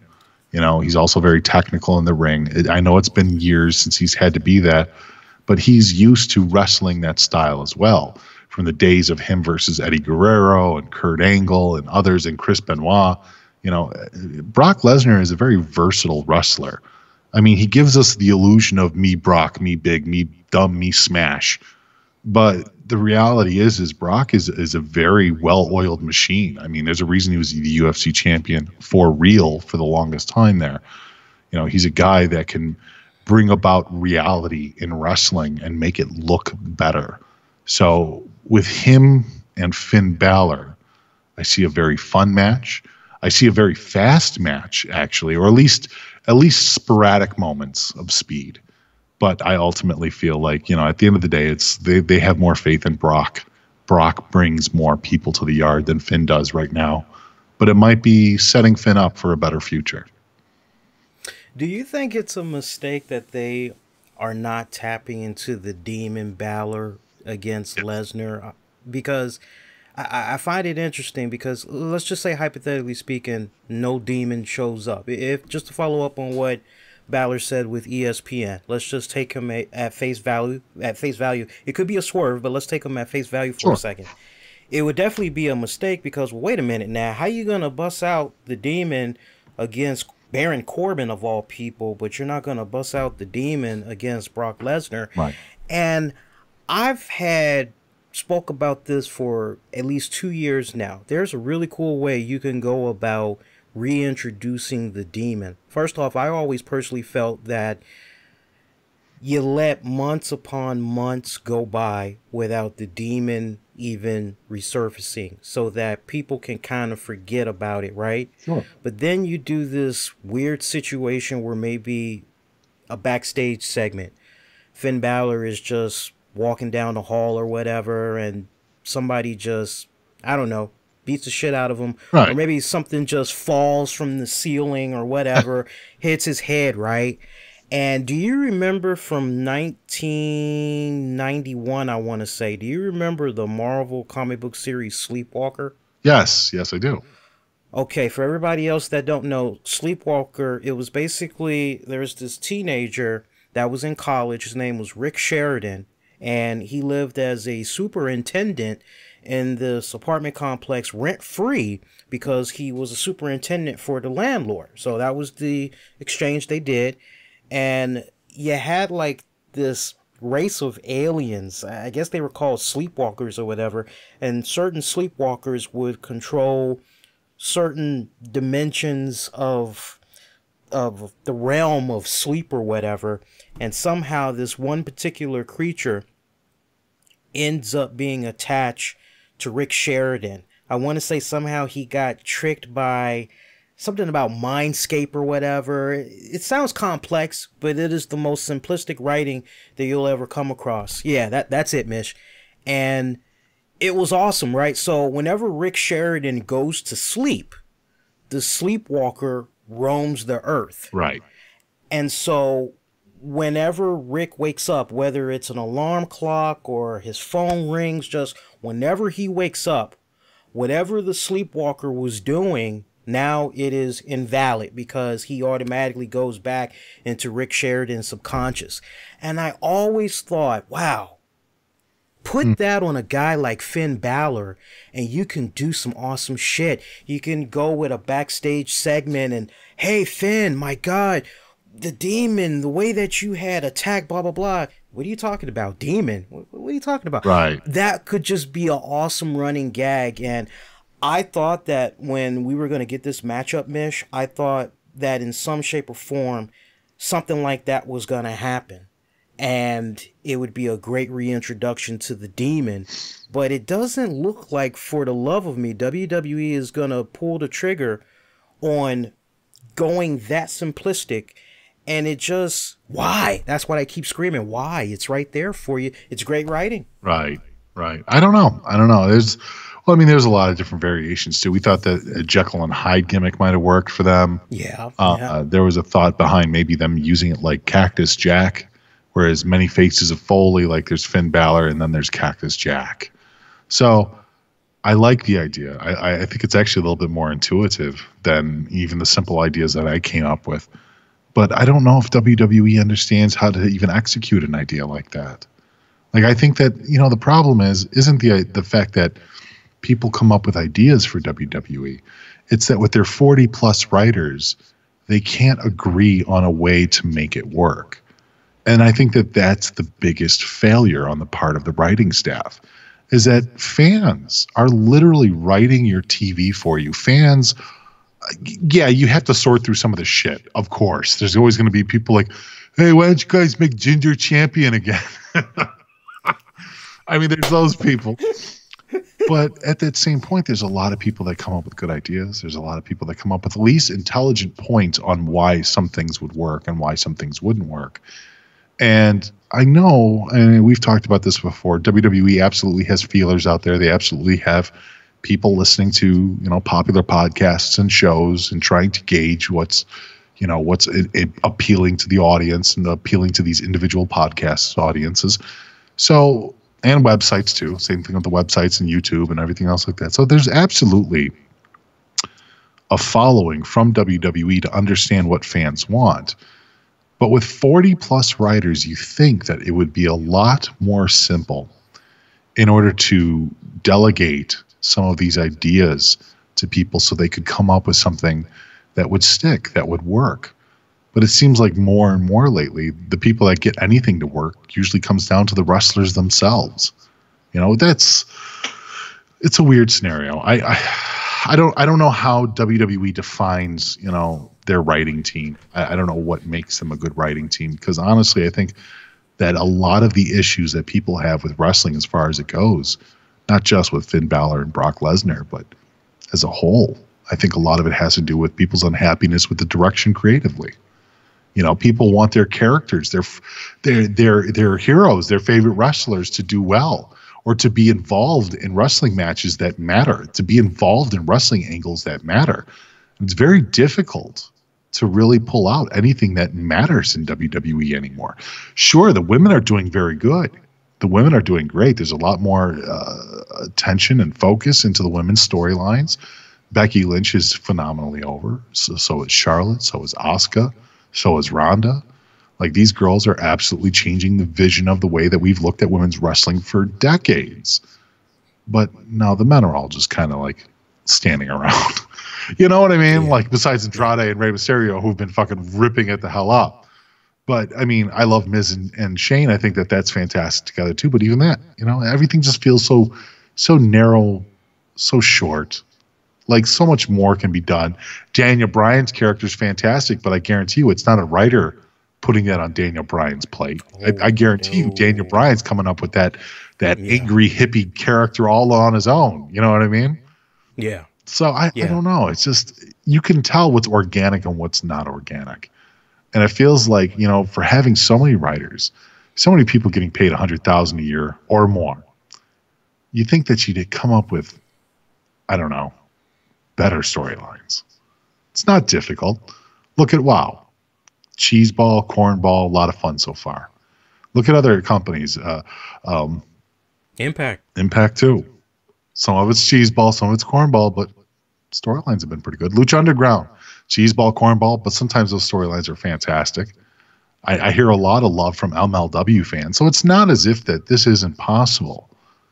It's just that, why is the biggest company in the world not doing it? So I don't know. And yeah, it's one of those head scratchers, because it's how much creative freedom do these writers have versus nope. Right. Nope. Nope. You know, is it really, you know, because I keep hearing these people, oh, writing is so hard. And then I hear other people say, Sure it oh, is. well, I you know, absolutely we're, believe it is hard, though. you know, But you got 40 fucking people there. I'm sure somebody can pick up the slack, right? right. You know what I mean? Like, dude, I totally get that creatively somebody's going to get burnt out. You would be an asshole to expect somebody to put out art every day of their life. It's just not going to happen. But if you have 40 people, 40 fucking people, you're telling me that the minds can't just clunk together like the Three Stooges and they come up with something? I don't know, man. I don't know, Lee. Don't sound right. Don't sound right. Don't sound right. Right.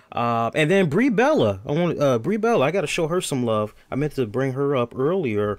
I saw that she recently did an interview. She was talking about how she had faced deep depression after the Liv Morgan kick to the face. Did you hear about that one? I wouldn't doubt it. She did get a lot of flack for her botches. And you know Yeah. what? In a That's way, sad. That's sad to hear. That's really sad to hear. it was kind of deserved. It was a little bit It is. deserved. It is. But depression? Sheesh. Well, I also think that she's a bit of a drama queen. I think both the Bellas are a little bit, Thank you. Thank you. you know, I mean, yeah, people botch. Brie botched a lot. She botched like, what, 3 matches in a row? Yes. It was not good. Yes. I mean, it was really like, what the hell are you doing out there? Why are you acting like you've never wrestled before? Right. You know? And I think some of it, there were some responses later on that this is just because she's coming out of her mommy weight and everything else like that. I'm like, well, Jesus, who told her that she was ready then? Who screwed up and said, oh, yeah, you're fine, Brie, just get on out there and wrestle. You know, so I don't know. You know, was she was depressed about it? I mean, yeah, you don't want anything bad to happen to the girl, but at the same time, you should. You should feel a little ashamed for what you were doing out there. You should feel ashamed that the rookie had to save you on the side of the ring, you know?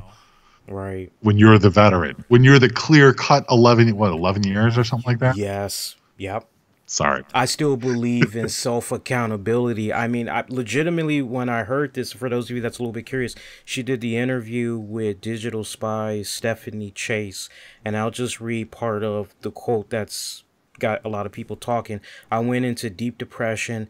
I didn't know if I was going to be able to go back to work. All the horrible things people were saying about me, I felt 1,000 times worse than the things they thought of me, and I really had to sit down and think to myself, Brie, you're a mother, and if Birdie was in this situation, would you want her to feel this bad, or would you want her to stand up to it and be like, screw you guys? Now, look, legitimately, I'm one of those type of people. I can see to a certain degree as many angles as possible. So on the one hand, if she legitimately felt depression, okay, I'm really sorry to hear that. At the same time, just like I had said months back when this had first came about, you got to take self-accountability. I mean, you're trying to tell me that... Give me your favorite athlete, Mish. Give me the first name that comes to you. Aiden Man. You're telling me whenever he has a bad game, he's going to go into a deep state of depression? And no, what do you think he's going to do? Why did that not go the way I had planned it to go? What went wrong? He's going to sit down. He's going to look at the tape. Okay, I messed up here. I messed up there. Okay, all right. I got to own that. That's on me. That's my fault. I got to make sure I improve. That's what you do. I mean, I can remember. I'm sure, Mish, you probably got your stories as well with the missus, but I can remember times... Shit, I'll give you a perfect one. This ain't a long story. I remember a couple of weeks back, girl comes home, and she tells me how she got into it with a patient. And I said, wow, what happened? And story in a nutshell, the patient overheard her talking to a colleague about how much they were going to charge some other patient, not related to them, about dental work or whatever. And her coworker said something along the lines of, hey, look, this is a great opportunity. We can get some really good money from this one. So that's what this other patient heard, and she just lit the whole office up and was coming at my girl. My girl never even said any of that crap. And I said to her, I said, okay, all right, okay, so you didn't say that, but let me ask you, was it within earshot? Yeah. Okay, well, you know, you really shouldn't have been talking like that out in the open in front of other patients, don't you think? Well, yeah, but no, it shouldn't be a conjunction in there. You know, if you got to tell them a little something, something, you pull them over to the side. I've been there before. It's like you just pull them to the side, away, and say whatever you need to say. And it just seems like now more than ever, self-accountability. Like nobody wants to man up and accept responsibility. And I find it to be rather, what's the right word I want to use? Irritating is the right word I want to use. Something as simple as, hey man, why you park behind my cars? These are my spots. How am I supposed to get out? Right. Rather than, oh, I am so sorry. I was only parking right here for a couple of minutes. I'm so sorry. I'm getting ready to move right now. It's, oh, well, who are you? Right. Sass. You get sass. Right. Yeah, I feel you. No self-accountability, man. Well, you know, that's the other thing too, is the problem I have with the whole Brie thing, and the thing that she didn't do, and for a girl who's constantly on social media with her sister, who's constantly in the limelight of the public scrutiny and public opinion, I thought it was kind of low class that she did not publicly apologize for the botches to Sarah Logan, to self-accountability, Riot, you know what I mean, and to the fans. Now, I'm not saying that every single wrestler that botches has to do this, but when you're having miserable matches night after night, yeah, maybe it is on you in order to publicly go to the fans and go, look, I don't know what's wrong. I'm sorry. I'm fucking up. I'm going to try better in the future. Obviously, she can reword it towards her PG way of saying it, but something like that would have been a nice gesture on the part of the Bella camp in order to do that. But she's not connected to the fans. She's not connected to the people as much as she deals with social media and stuff like that. That's why a lot of her depression is kind of on her. Yes, people can be absolutely nasty and cruel and mean, but the reality is if she came at people like a human being and said, look, I fucked up. I'm sorry. What are they going to say? There's nothing people can say after that. Oh, well, you suck. I'm sorry. You're right. I totally did suck. I'm not going to sit there and say my entire career sucks, but these last few weeks, I am absolutely ashamed of myself. I should do better. I will do better. This is my promise to you. What are people going to say? Well, you're a bitch. Look, whatever you think, whatever you feel, I'm sorry that you feel that way. I didn't intentionally mean to ruin anyone or hurt anyone. It was a mistake on my part. I'm trying to get better. Right. I mean, that's all it took. That's all it took, you know? And of course, Sarah and Ruby and all them would have turned, and Liv would have turned around and said, yeah, you're cool. Don't worry about it. Shit happens. We understand. And that's it. You know what I mean? Matter of fact, she would have probably gotten some positivity back for that. But she doesn't think like a human being. She's in her own little world. And there's nothing wrong with that. You know, obviously she's a mother and a wife. She's got other responsibilities to the world besides the world. But when you're still putting yourself out in the limelight of television, of wrestling, of the fans, then it's your duty, it's your responsibility in order to clear the air so you don't have these bouts of depression because of the way people have responded to your mistakes. Yes, right on, right on. Self-accountability. Absolutely. No, there's just a big lack of that. Just across it. Everything. Sure. Across everything. When you just really kind of stop and think about it. Just, my girl told me the craziest story today. She goes, hey, guess what? I said, what? She goes, our neighbors, they got evicted. I said, huh? For what? And we saw that the cops had got called a couple of months back. Yeah. And somebody had got arrested, and I'm like, oh, okay, somebody was drinking, because we would hear them a couple of weekends. They would get their drink on or whatever. And when I learned more about what happened, apparently that combined with the fact that one day the landlord, pretty much when he found out somebody got arrested, he came, checked out the place. Mm-hmm. Dude, I've heard of renting a house and throwing a party, but I've never heard of breaking the toilets, breaking the bathtub, breaking the bathroom mirrors. Like, wait, how is this even possible, right? It's like, so let me see if I got this straight. Somebody tells you you need a place to live, Yes, I do. Okay, yeah, wintertime's coming, ain't it? Yeah, bad time to be looking for a place, right? Oh, yes. Okay, well, I'll tell you what. I was going to sell this property, but I mean, hell, with the holidays coming up, I'd be more than happy to hook you guys up. Here you go. Just give me blah, blah, blah a month. Oh, thank you. Oh, thank you. And then cue the Beastie Boys. You gotta fight, you know, right? And they're just in there just, you know, just. That's great. It's like how like, and I was asking my girl, I said, dude, I'm so fucking scared to be a fucking dad. Like, we've been talking about kids more and more the past like 3 years. I am so fucking scared to be a dad because I'm like, no, you got what's going on with these kids? Nothing for you to be worried about, man. Oh, it's scary when you hear that, because it's like, how do you destroy your own property? That I don't get that, right? And I said, okay, well, surely they worked out some type of a deal with the landlord where they were going to do some type of restitution or whatever. No. Well, That is something which is crazy. again, self-accountability. Absolutely. Absolutely. Well, I've seen that too. There was like a whole scam going on with that. I was watching some of those house flipper shows. Yeah. And the house flippers, they would get into some of the tenants that were at these houses that were sold for like dirt cheap. And what they would do is that they would move in their kids and stuff like that, and they'd have like 8 or 9 kids and their husband and stuff like that, and the house would become like a squatter's den. And because of some kind of a law that was put in place a few years back, they can't evict these people. It takes like 6 months to evict, and if they file an appeal before the 6 months, it can take up to another 9 months before the courts get to it. And so technically these people are living rent free for about 2 years. Like, and then they, Wow. right. And so in 2 years, they don't pay for nothing. You know, they trash the joint. They just make it completely unbearable. And then they leave and they go on to the next place. And the next place, you know, they have to take them in because they're underneath a certain law where, you know, the government will pay for part of their rent.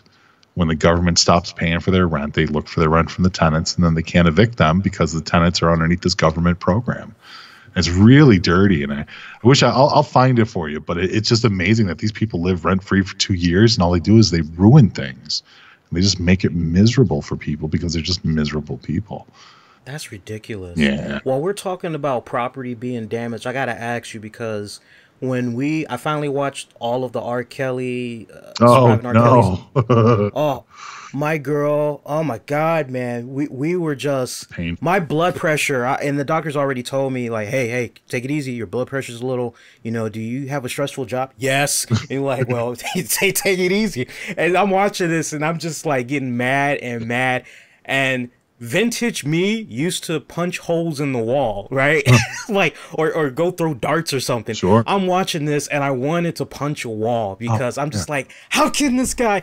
And let me ask you, what's the latest update on that one property in Chicago? Because when me and her saw it, we said at the same fucking time, dude, when we were out there for the CM Punk meet and greet, Yeah. we both said at the same time, holy shit, we drove past there 3 times.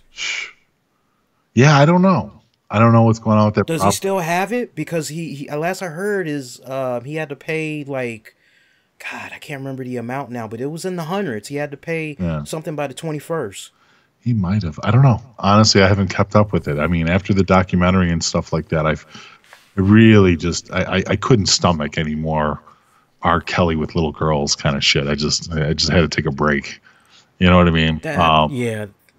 I think I lost my taste talking about it on any level when he had a concert the following weekend after the documentary came out, and girls were like, "Take me hostage, please take me hostage," and I'm just like, how disgusting are you people that you're actually making light of these 13-year-old, 14-year-old girls being brainwashed by this dude and used as sexual servants.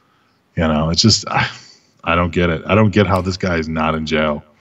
Did you hear how Erykah Badu came to his offense, though, man? Did she really? Yeah, she was in your neck of the woods, I think, over the weekend.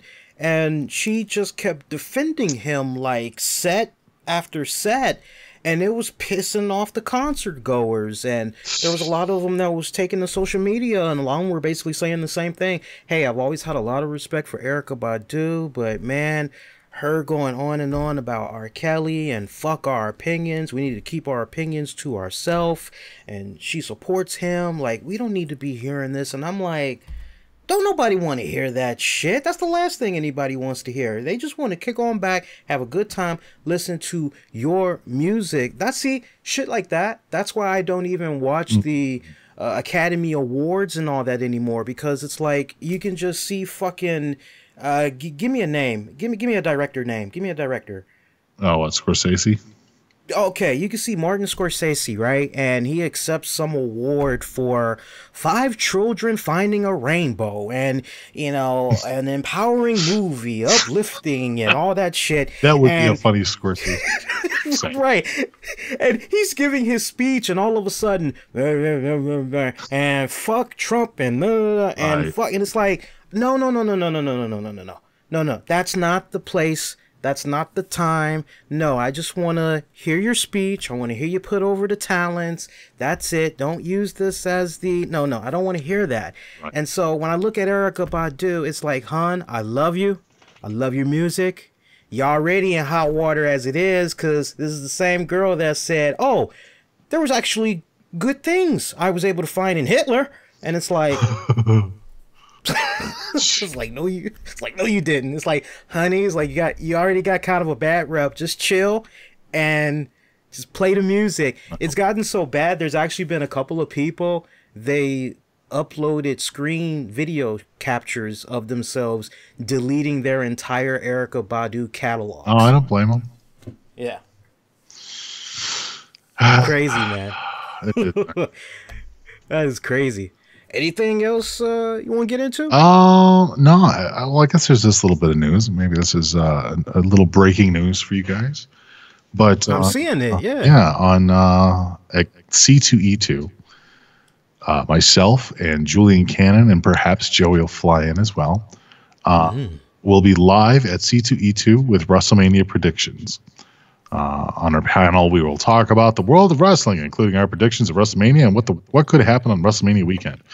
We'll also talk about our favorite and least favorite comic book storylines and runs, and our favorite comic book movies on 3/22/2019. So ourselves, Wrestling Soup, and the Wrestling Court will have a panel, live speaking panel at Comic-Con here in Chicago this year. So nice. Yeah, dude.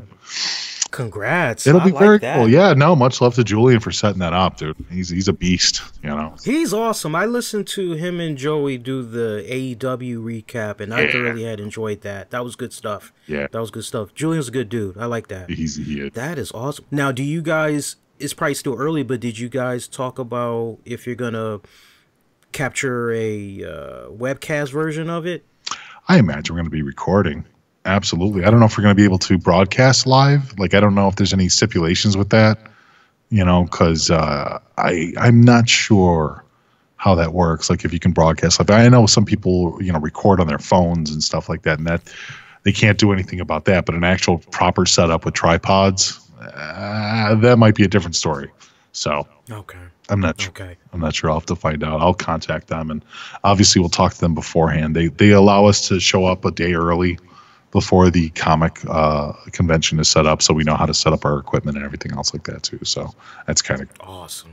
Yeah. That is awesome. That's awesome. I'm actually looking forward to that. That should be solid. And then plug away, man. Plug away. Oh, Wrestling Soup Thursday nights, 9:30 Eastern. You can jump over to our Mixler page, WSDTKC show. You can find us on there. You can go to WrestlingSoup.com, listen for the live listening links. And come have a blast. Hang out with us in the chat. Myself, Joe Numbers, John Draper. We pretty much talk about everything about wrestling, but it's so much more than just a wrestling show. It's a lot more expansive. We talk a lot of topicals, current events and stuff like that. And it's we try to keep it as more of a guy sitting around a bar having a drink kind of show. You know what I mean? We don't try to take ourselves too seriously, and the chat usually is a good laugh too. So, but yeah. I remember I was thinking about it as I was getting ready to do this show with you tonight, and I was like, when was one of the first times I came across Mish, if I can remember the first time? And I actually remember the first time I came across you, No. and Wrestling Soup, the domino effect and everything to where we are now. And the very first time I remember hearing you was on Wacko in the Morning. Oh, wow. And this was over, Wacko, I don't know yeah. if he was on like one site, but I heard you via when he was on Blog Talk Radio. Yes. And the episode, it was the infamous talk about Kamala and financial help. Yeah, something involving stuff. Dawn Marie. Yeah, the Wrestlers Rescue and all that. Yeah. It was such a weird time too, because we were officially partnered with DT back then, and my version and DT's version were completely different. He was very much in favor of Wrestlers Rescue and thought that they were doing the right thing by guys like Kamala and stuff like that. And meanwhile, I had a lot of problems with Wrestlers Rescue after the passing of Michael Porter, who was a close friend of mine. He was also an indie guy and an indie ref back in the 70s and early 80s and stuff like that. And while, at the time I believed, and it was believed, that Dawn Marie was going to help financially, or at least with his medications, she never came through. The Wrestlers Rescue never came through, albeit if it was just shortcomings of the actual project, or if it was something more sinister. I'll never have the answer for that, But so we were coming from different sides of it, and Bob knew Michael Porter very well.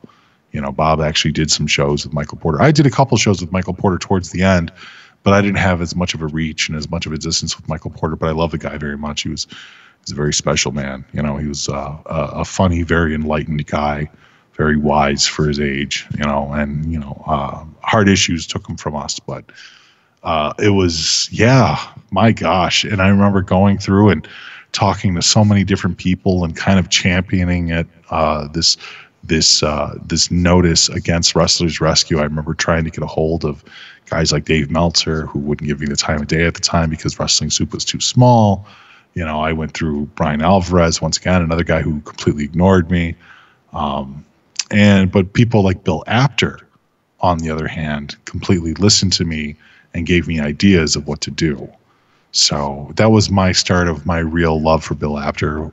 He also helped me, and with Andrew Carlick and False Count Radio, he was a major part of the Owen. I believe it was the 10th anniversary of Owen's passing.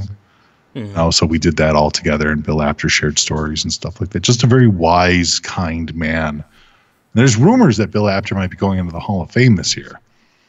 For WWE? Yes. And I hope that's true. So. I really hope that's true, because he's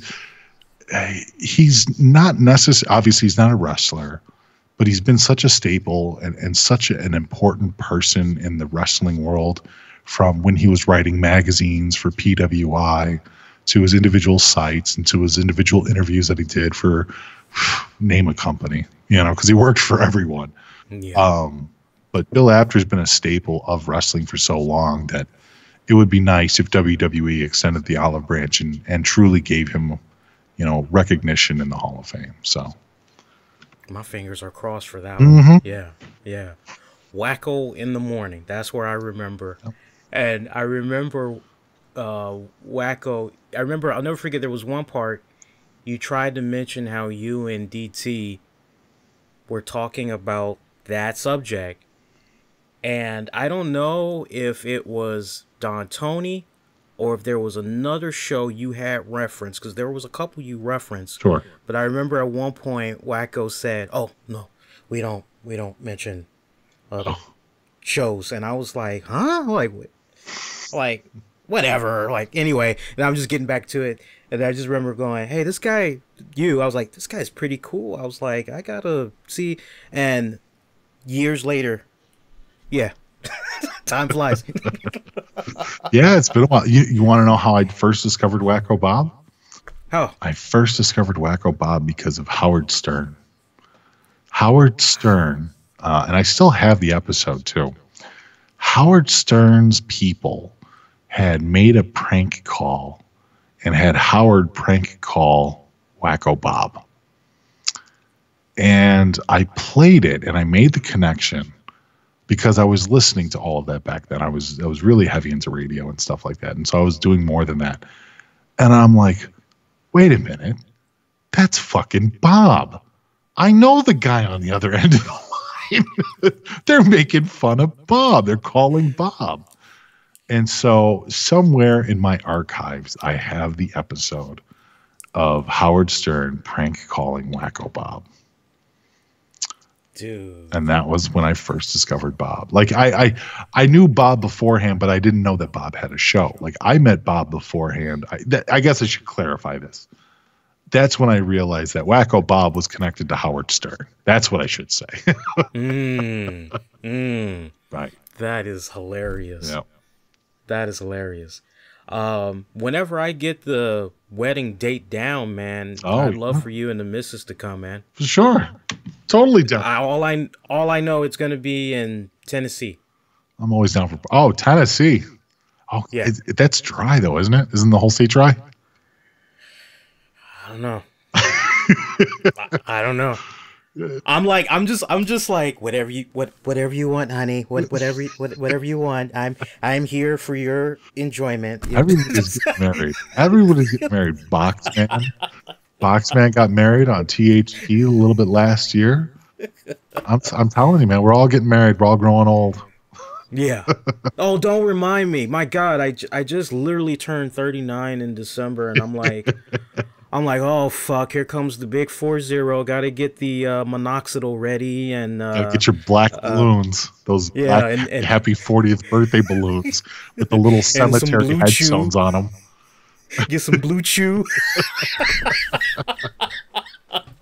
Blue Chew, Cialis, get that shit ready, man. The big 40's coming, and I'm just like, yeah. I know we're trying to go for October, but I think we just gotta finally put some money down on the venue. I think we're gonna do that before February's out. Nice. And then the goal is like, if not late February, April, that's when we're gonna start sending out the invitations officially and all that. Cool. And I can't wait. I'm looking forward to I took my time. You know, it's like I was in one marriage and that was kind of but I learned a lot about myself, and then I really took my time with this relationship, and we both enjoyed the pace. I didn't go too slow for her, and you know, I had already popped a question a couple of years ago. It was just about officially getting the ring and making it official. So I did that not last year, but the year before, so 2017. And we've just been like, okay, all right, so let's finally make it happen. So it feels nice, but, you know, it's, honey, what are we going to do about it? And I'm just like, whatever you want. But I need your input. I told her one thing. I said, look, the only thing I care about is the music playlist. Like, I do not want to see some dipshit like Adam Sandler and the Wedding Planner, right? And they're just, no, I need to be the maestro because I have the perfect playlist that everybody will like, that the bride and groom will like. She's like, okay, well, you can't be DJ. I said, that's fine. I just want to put the playlist together, give it to somebody and say, play this. Right. Oh, okay, that's fine. I say, yeah. It's like, because I'm not going to be dancing and somebody puts on Earth, Wind, and Fire fucking, you know. Fuck that shit. Somebody throws on the chicken dance. Right. I'm like, nah. Damn sure ain't going to be no that R. Kelly song, Step in the Name of Love. Now, fuck that. Take that out. Get that shit out of here, you know? Crazy. Yeah, so that's all I care about. She's like, what about food? Long as it's tasty, I don't care. I'm a simple man. Well, you still got to go to the tastings, right? Like, aren't you going to do that, like a cake tasting or whatever beforehand? Now, see, that's where I'm a little tricky, because the only cake I care about is carrot cake. I love carrot cake. That's the only cake I eat. Okay. But obviously, I can't have carrot cake at my wedding because not everybody else is gonna, you know. Right. So well, what is she already asked me about that. She was like, "What kind of cake do you want?" I'm like, "Carrot." She's like, "You can't have carrot." I'm like, "Well, what else is there?" She's like, "Well, we can do like a red velvet." And I told her, I said, "Look, I said as long as it's not chocolate cake, I don't know what it is. I don't like chocolate cake. I can eat every once in a while a Hostess chocolate cupcake with the right frosting or maybe the raspberry cream filling. I can eat that, but there's something about chocolate cake. I don't know what it is. I don't like it. Right. Even if it's white frosting chocolate cake or chocolate cake with chocolate frosting, I don't like it. Now, if you give me a yellow cake, white frosting, or a red velvet cake, white frosting, or you give me yellow cake, lemon frosting. Oh yeah, I love lemon cake. Oh, yeah, I'll tear that up. So yeah, I might do a little bit of taste testing or whatnot. As it gets closer, I'll let you know. But the way it's looking right now, they got like this sweet ass cabin spread out. So like we would be in one cabin, and then like certain guests would be in another. So we're already talking like, okay, so who do we want to be in this particular cabin amongst our friends? And I'm like, Mish and his wife. We're like, really? I was like, yeah, I'm not making them pay at a hotel. No. If I can avoid that, no. Like, oh, okay. And then how about, and then it was, and how about my mother? And I just looked at her. I'm sure you know that message, Mish. What the hell? Mish, you there? Mish got disconnected. What the hell happened? My man. Mish, where are you? Hang on here. Mish, where'd you go, buddy? Let me see here. Hang on, guys. I just lost Mish.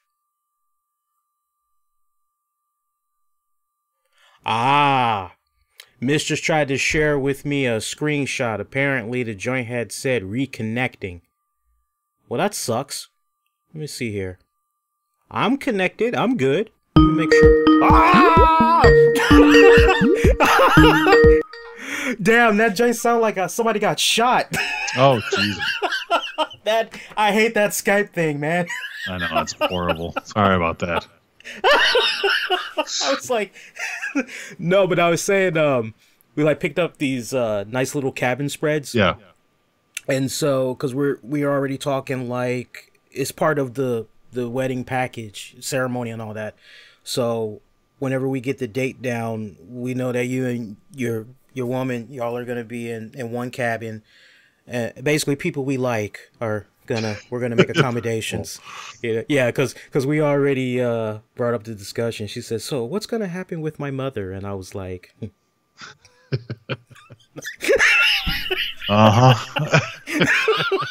Like, what about her? I'm in that same boat, my friend. Right? Like, it's so ice cold. Seriously, man. Hey, plug yourself one more time, man.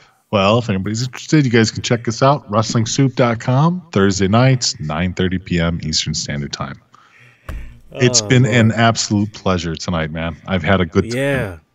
Definitely, same here, man. Gotta Definitely do this again do this sooner again. than later. Yes, really do. Yes, much sooner than later. Your place and or mine. Sure, absolutely. Hell, maybe you can swing on down to Comic-Con for us. Where are you all doing it anyway? Comic-Con? That's over at McCormick Place, it's downtown.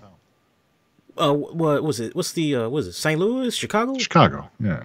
Really? Yeah, that's why I said it was kind of a big get. Like, I didn't expect Julian to pull that one out, but he sure did. So I think I will actually take you up on that. You said it's in March?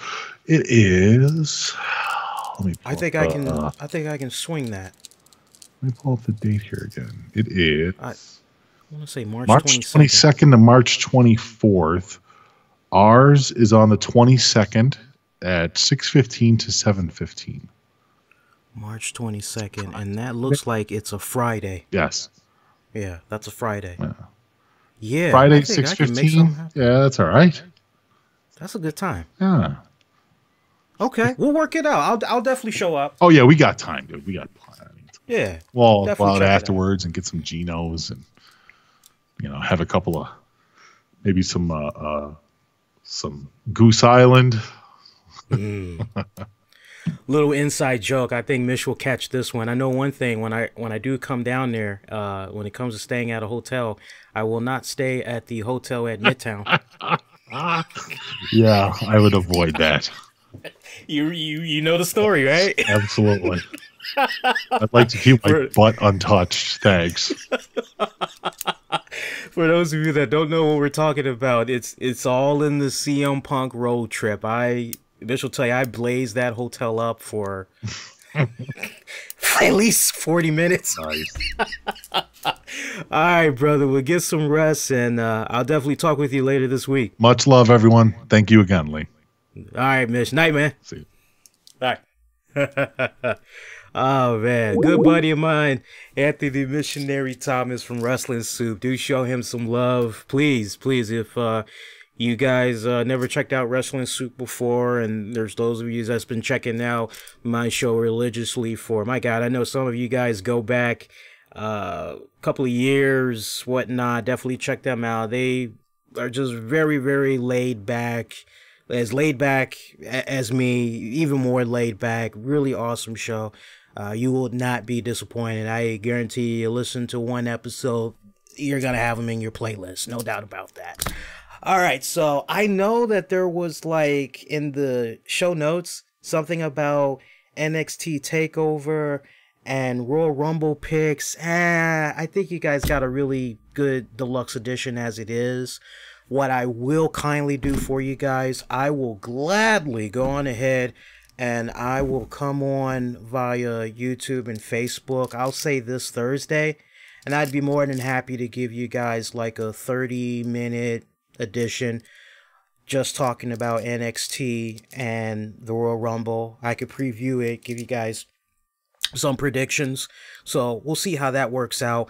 I won't commit to fully coming on live. I may just end up pre-recording and schedule it to go live on Thursday for our YouTube and Facebook audience. Maybe I'll do it that way, but maybe we could even split that up. Kind of makes a little bit more sense, don't you think? I think that's the better way to do it. So yeah, we'll split it up. I'll give you guys 2 on Thursday. We'll do one for TakeOver and we'll do one for the Royal Rumble. Yeah, so that's how we'll do it. This is the part where it's sad for me because, as always, we have an awesome show, and now it's time to say goodbye to all my fabulous friends. Your next edition, this Thursday, January the 24th, and then Royal Rumble weekend, NXT TakeOver weekend. I'm busy. Yes, before you ask me, I will be live. Saturday. Wait a minute, when is NXT TakeOver anyway? Are they doing it this Friday or are they doing it this Saturday? Those usually confuse me. So let's look up NXT TakeOver real quick, because I want to make sure I give you guys the right information here. So bear with me a second. And please, man, I will definitely open up the comment section, in particular on YouTube. And you guys can definitely let me know how you had enjoyed this episode once it's available for on-demand viewing. All right, so NXT TakeOver, where are we here? Let me pull this up. TakeOver, let's look up 2019 here. Look this up real quick. Oh, yes. I had to do a double take when I saw the commercial for TakeOver, because I was like, wait a minute, we just did, oh, that was UK. That's right, that was UK. All right, so NXT TakeOver Phoenix, that's going to be on January the 26th. So that's going to be a Saturday. That's good. Sometimes they used to hit us with a Friday. Okay, so yes, I'll be live. I think I'll come on live via YouTube. Maybe Spreaker, we'll see, but definitely live on YouTube as soon as TakeOver wraps up. And then I'll come at you guys Sunday, the 27th, for the Royal Rumble after show. Also, the night after the Royal Rumble, I'm expecting a lot of fireworks, man. I'm expecting things to be popping. I will be live on Monday, the 28th, with a special RCWR show, After Raw edition. Hopefully they'll give us a lot to talk about. So follow me on Twitter, Facebook, Instagram. Use the keywords, the RCWR show. We've been getting a lot more traffic over on our Facebook page. Been trying to post new stuff, interact more with lots of people. We're having a lot of fun over there. I always post some cool little wacky stuff over there on the Facebook page. So give that a follow. And yeah, that is going to do it. So I am wishing all of you all to be safe and most importantly, be kind to one another. Do yourselves a favor. Pick up a Punisher comic book. We didn't get to talk about it maybe I can bring it up next time we talk, but I'm curious if Mish ever picked up the Archie meets Punisher. I don't know if you guys remember that one. There was actually, I bullshit you not, it's real, I'm not trolling you guys. There is an actual, I think it was like a 90-page colorized extravaganza of the Punisher meeting Archie. And I'm not talking about Archie Bunker. I'm talking about Archie, Jughead, all them people that he had met. Veronica. And I want to say for the first little bit, I think Punisher was actually trying to kill or assassinate Archie. Can't quite remember just yet. But you want to talk one of the most what the fuck crossovers in comic book history. That was one for the ages. Check that out and check out that Punisher Armory series. Just make sure you don't take that to school. I don't want you guys getting in trouble like I had did. Much love to everybody. We'll do this again for you all next go round. Do take care.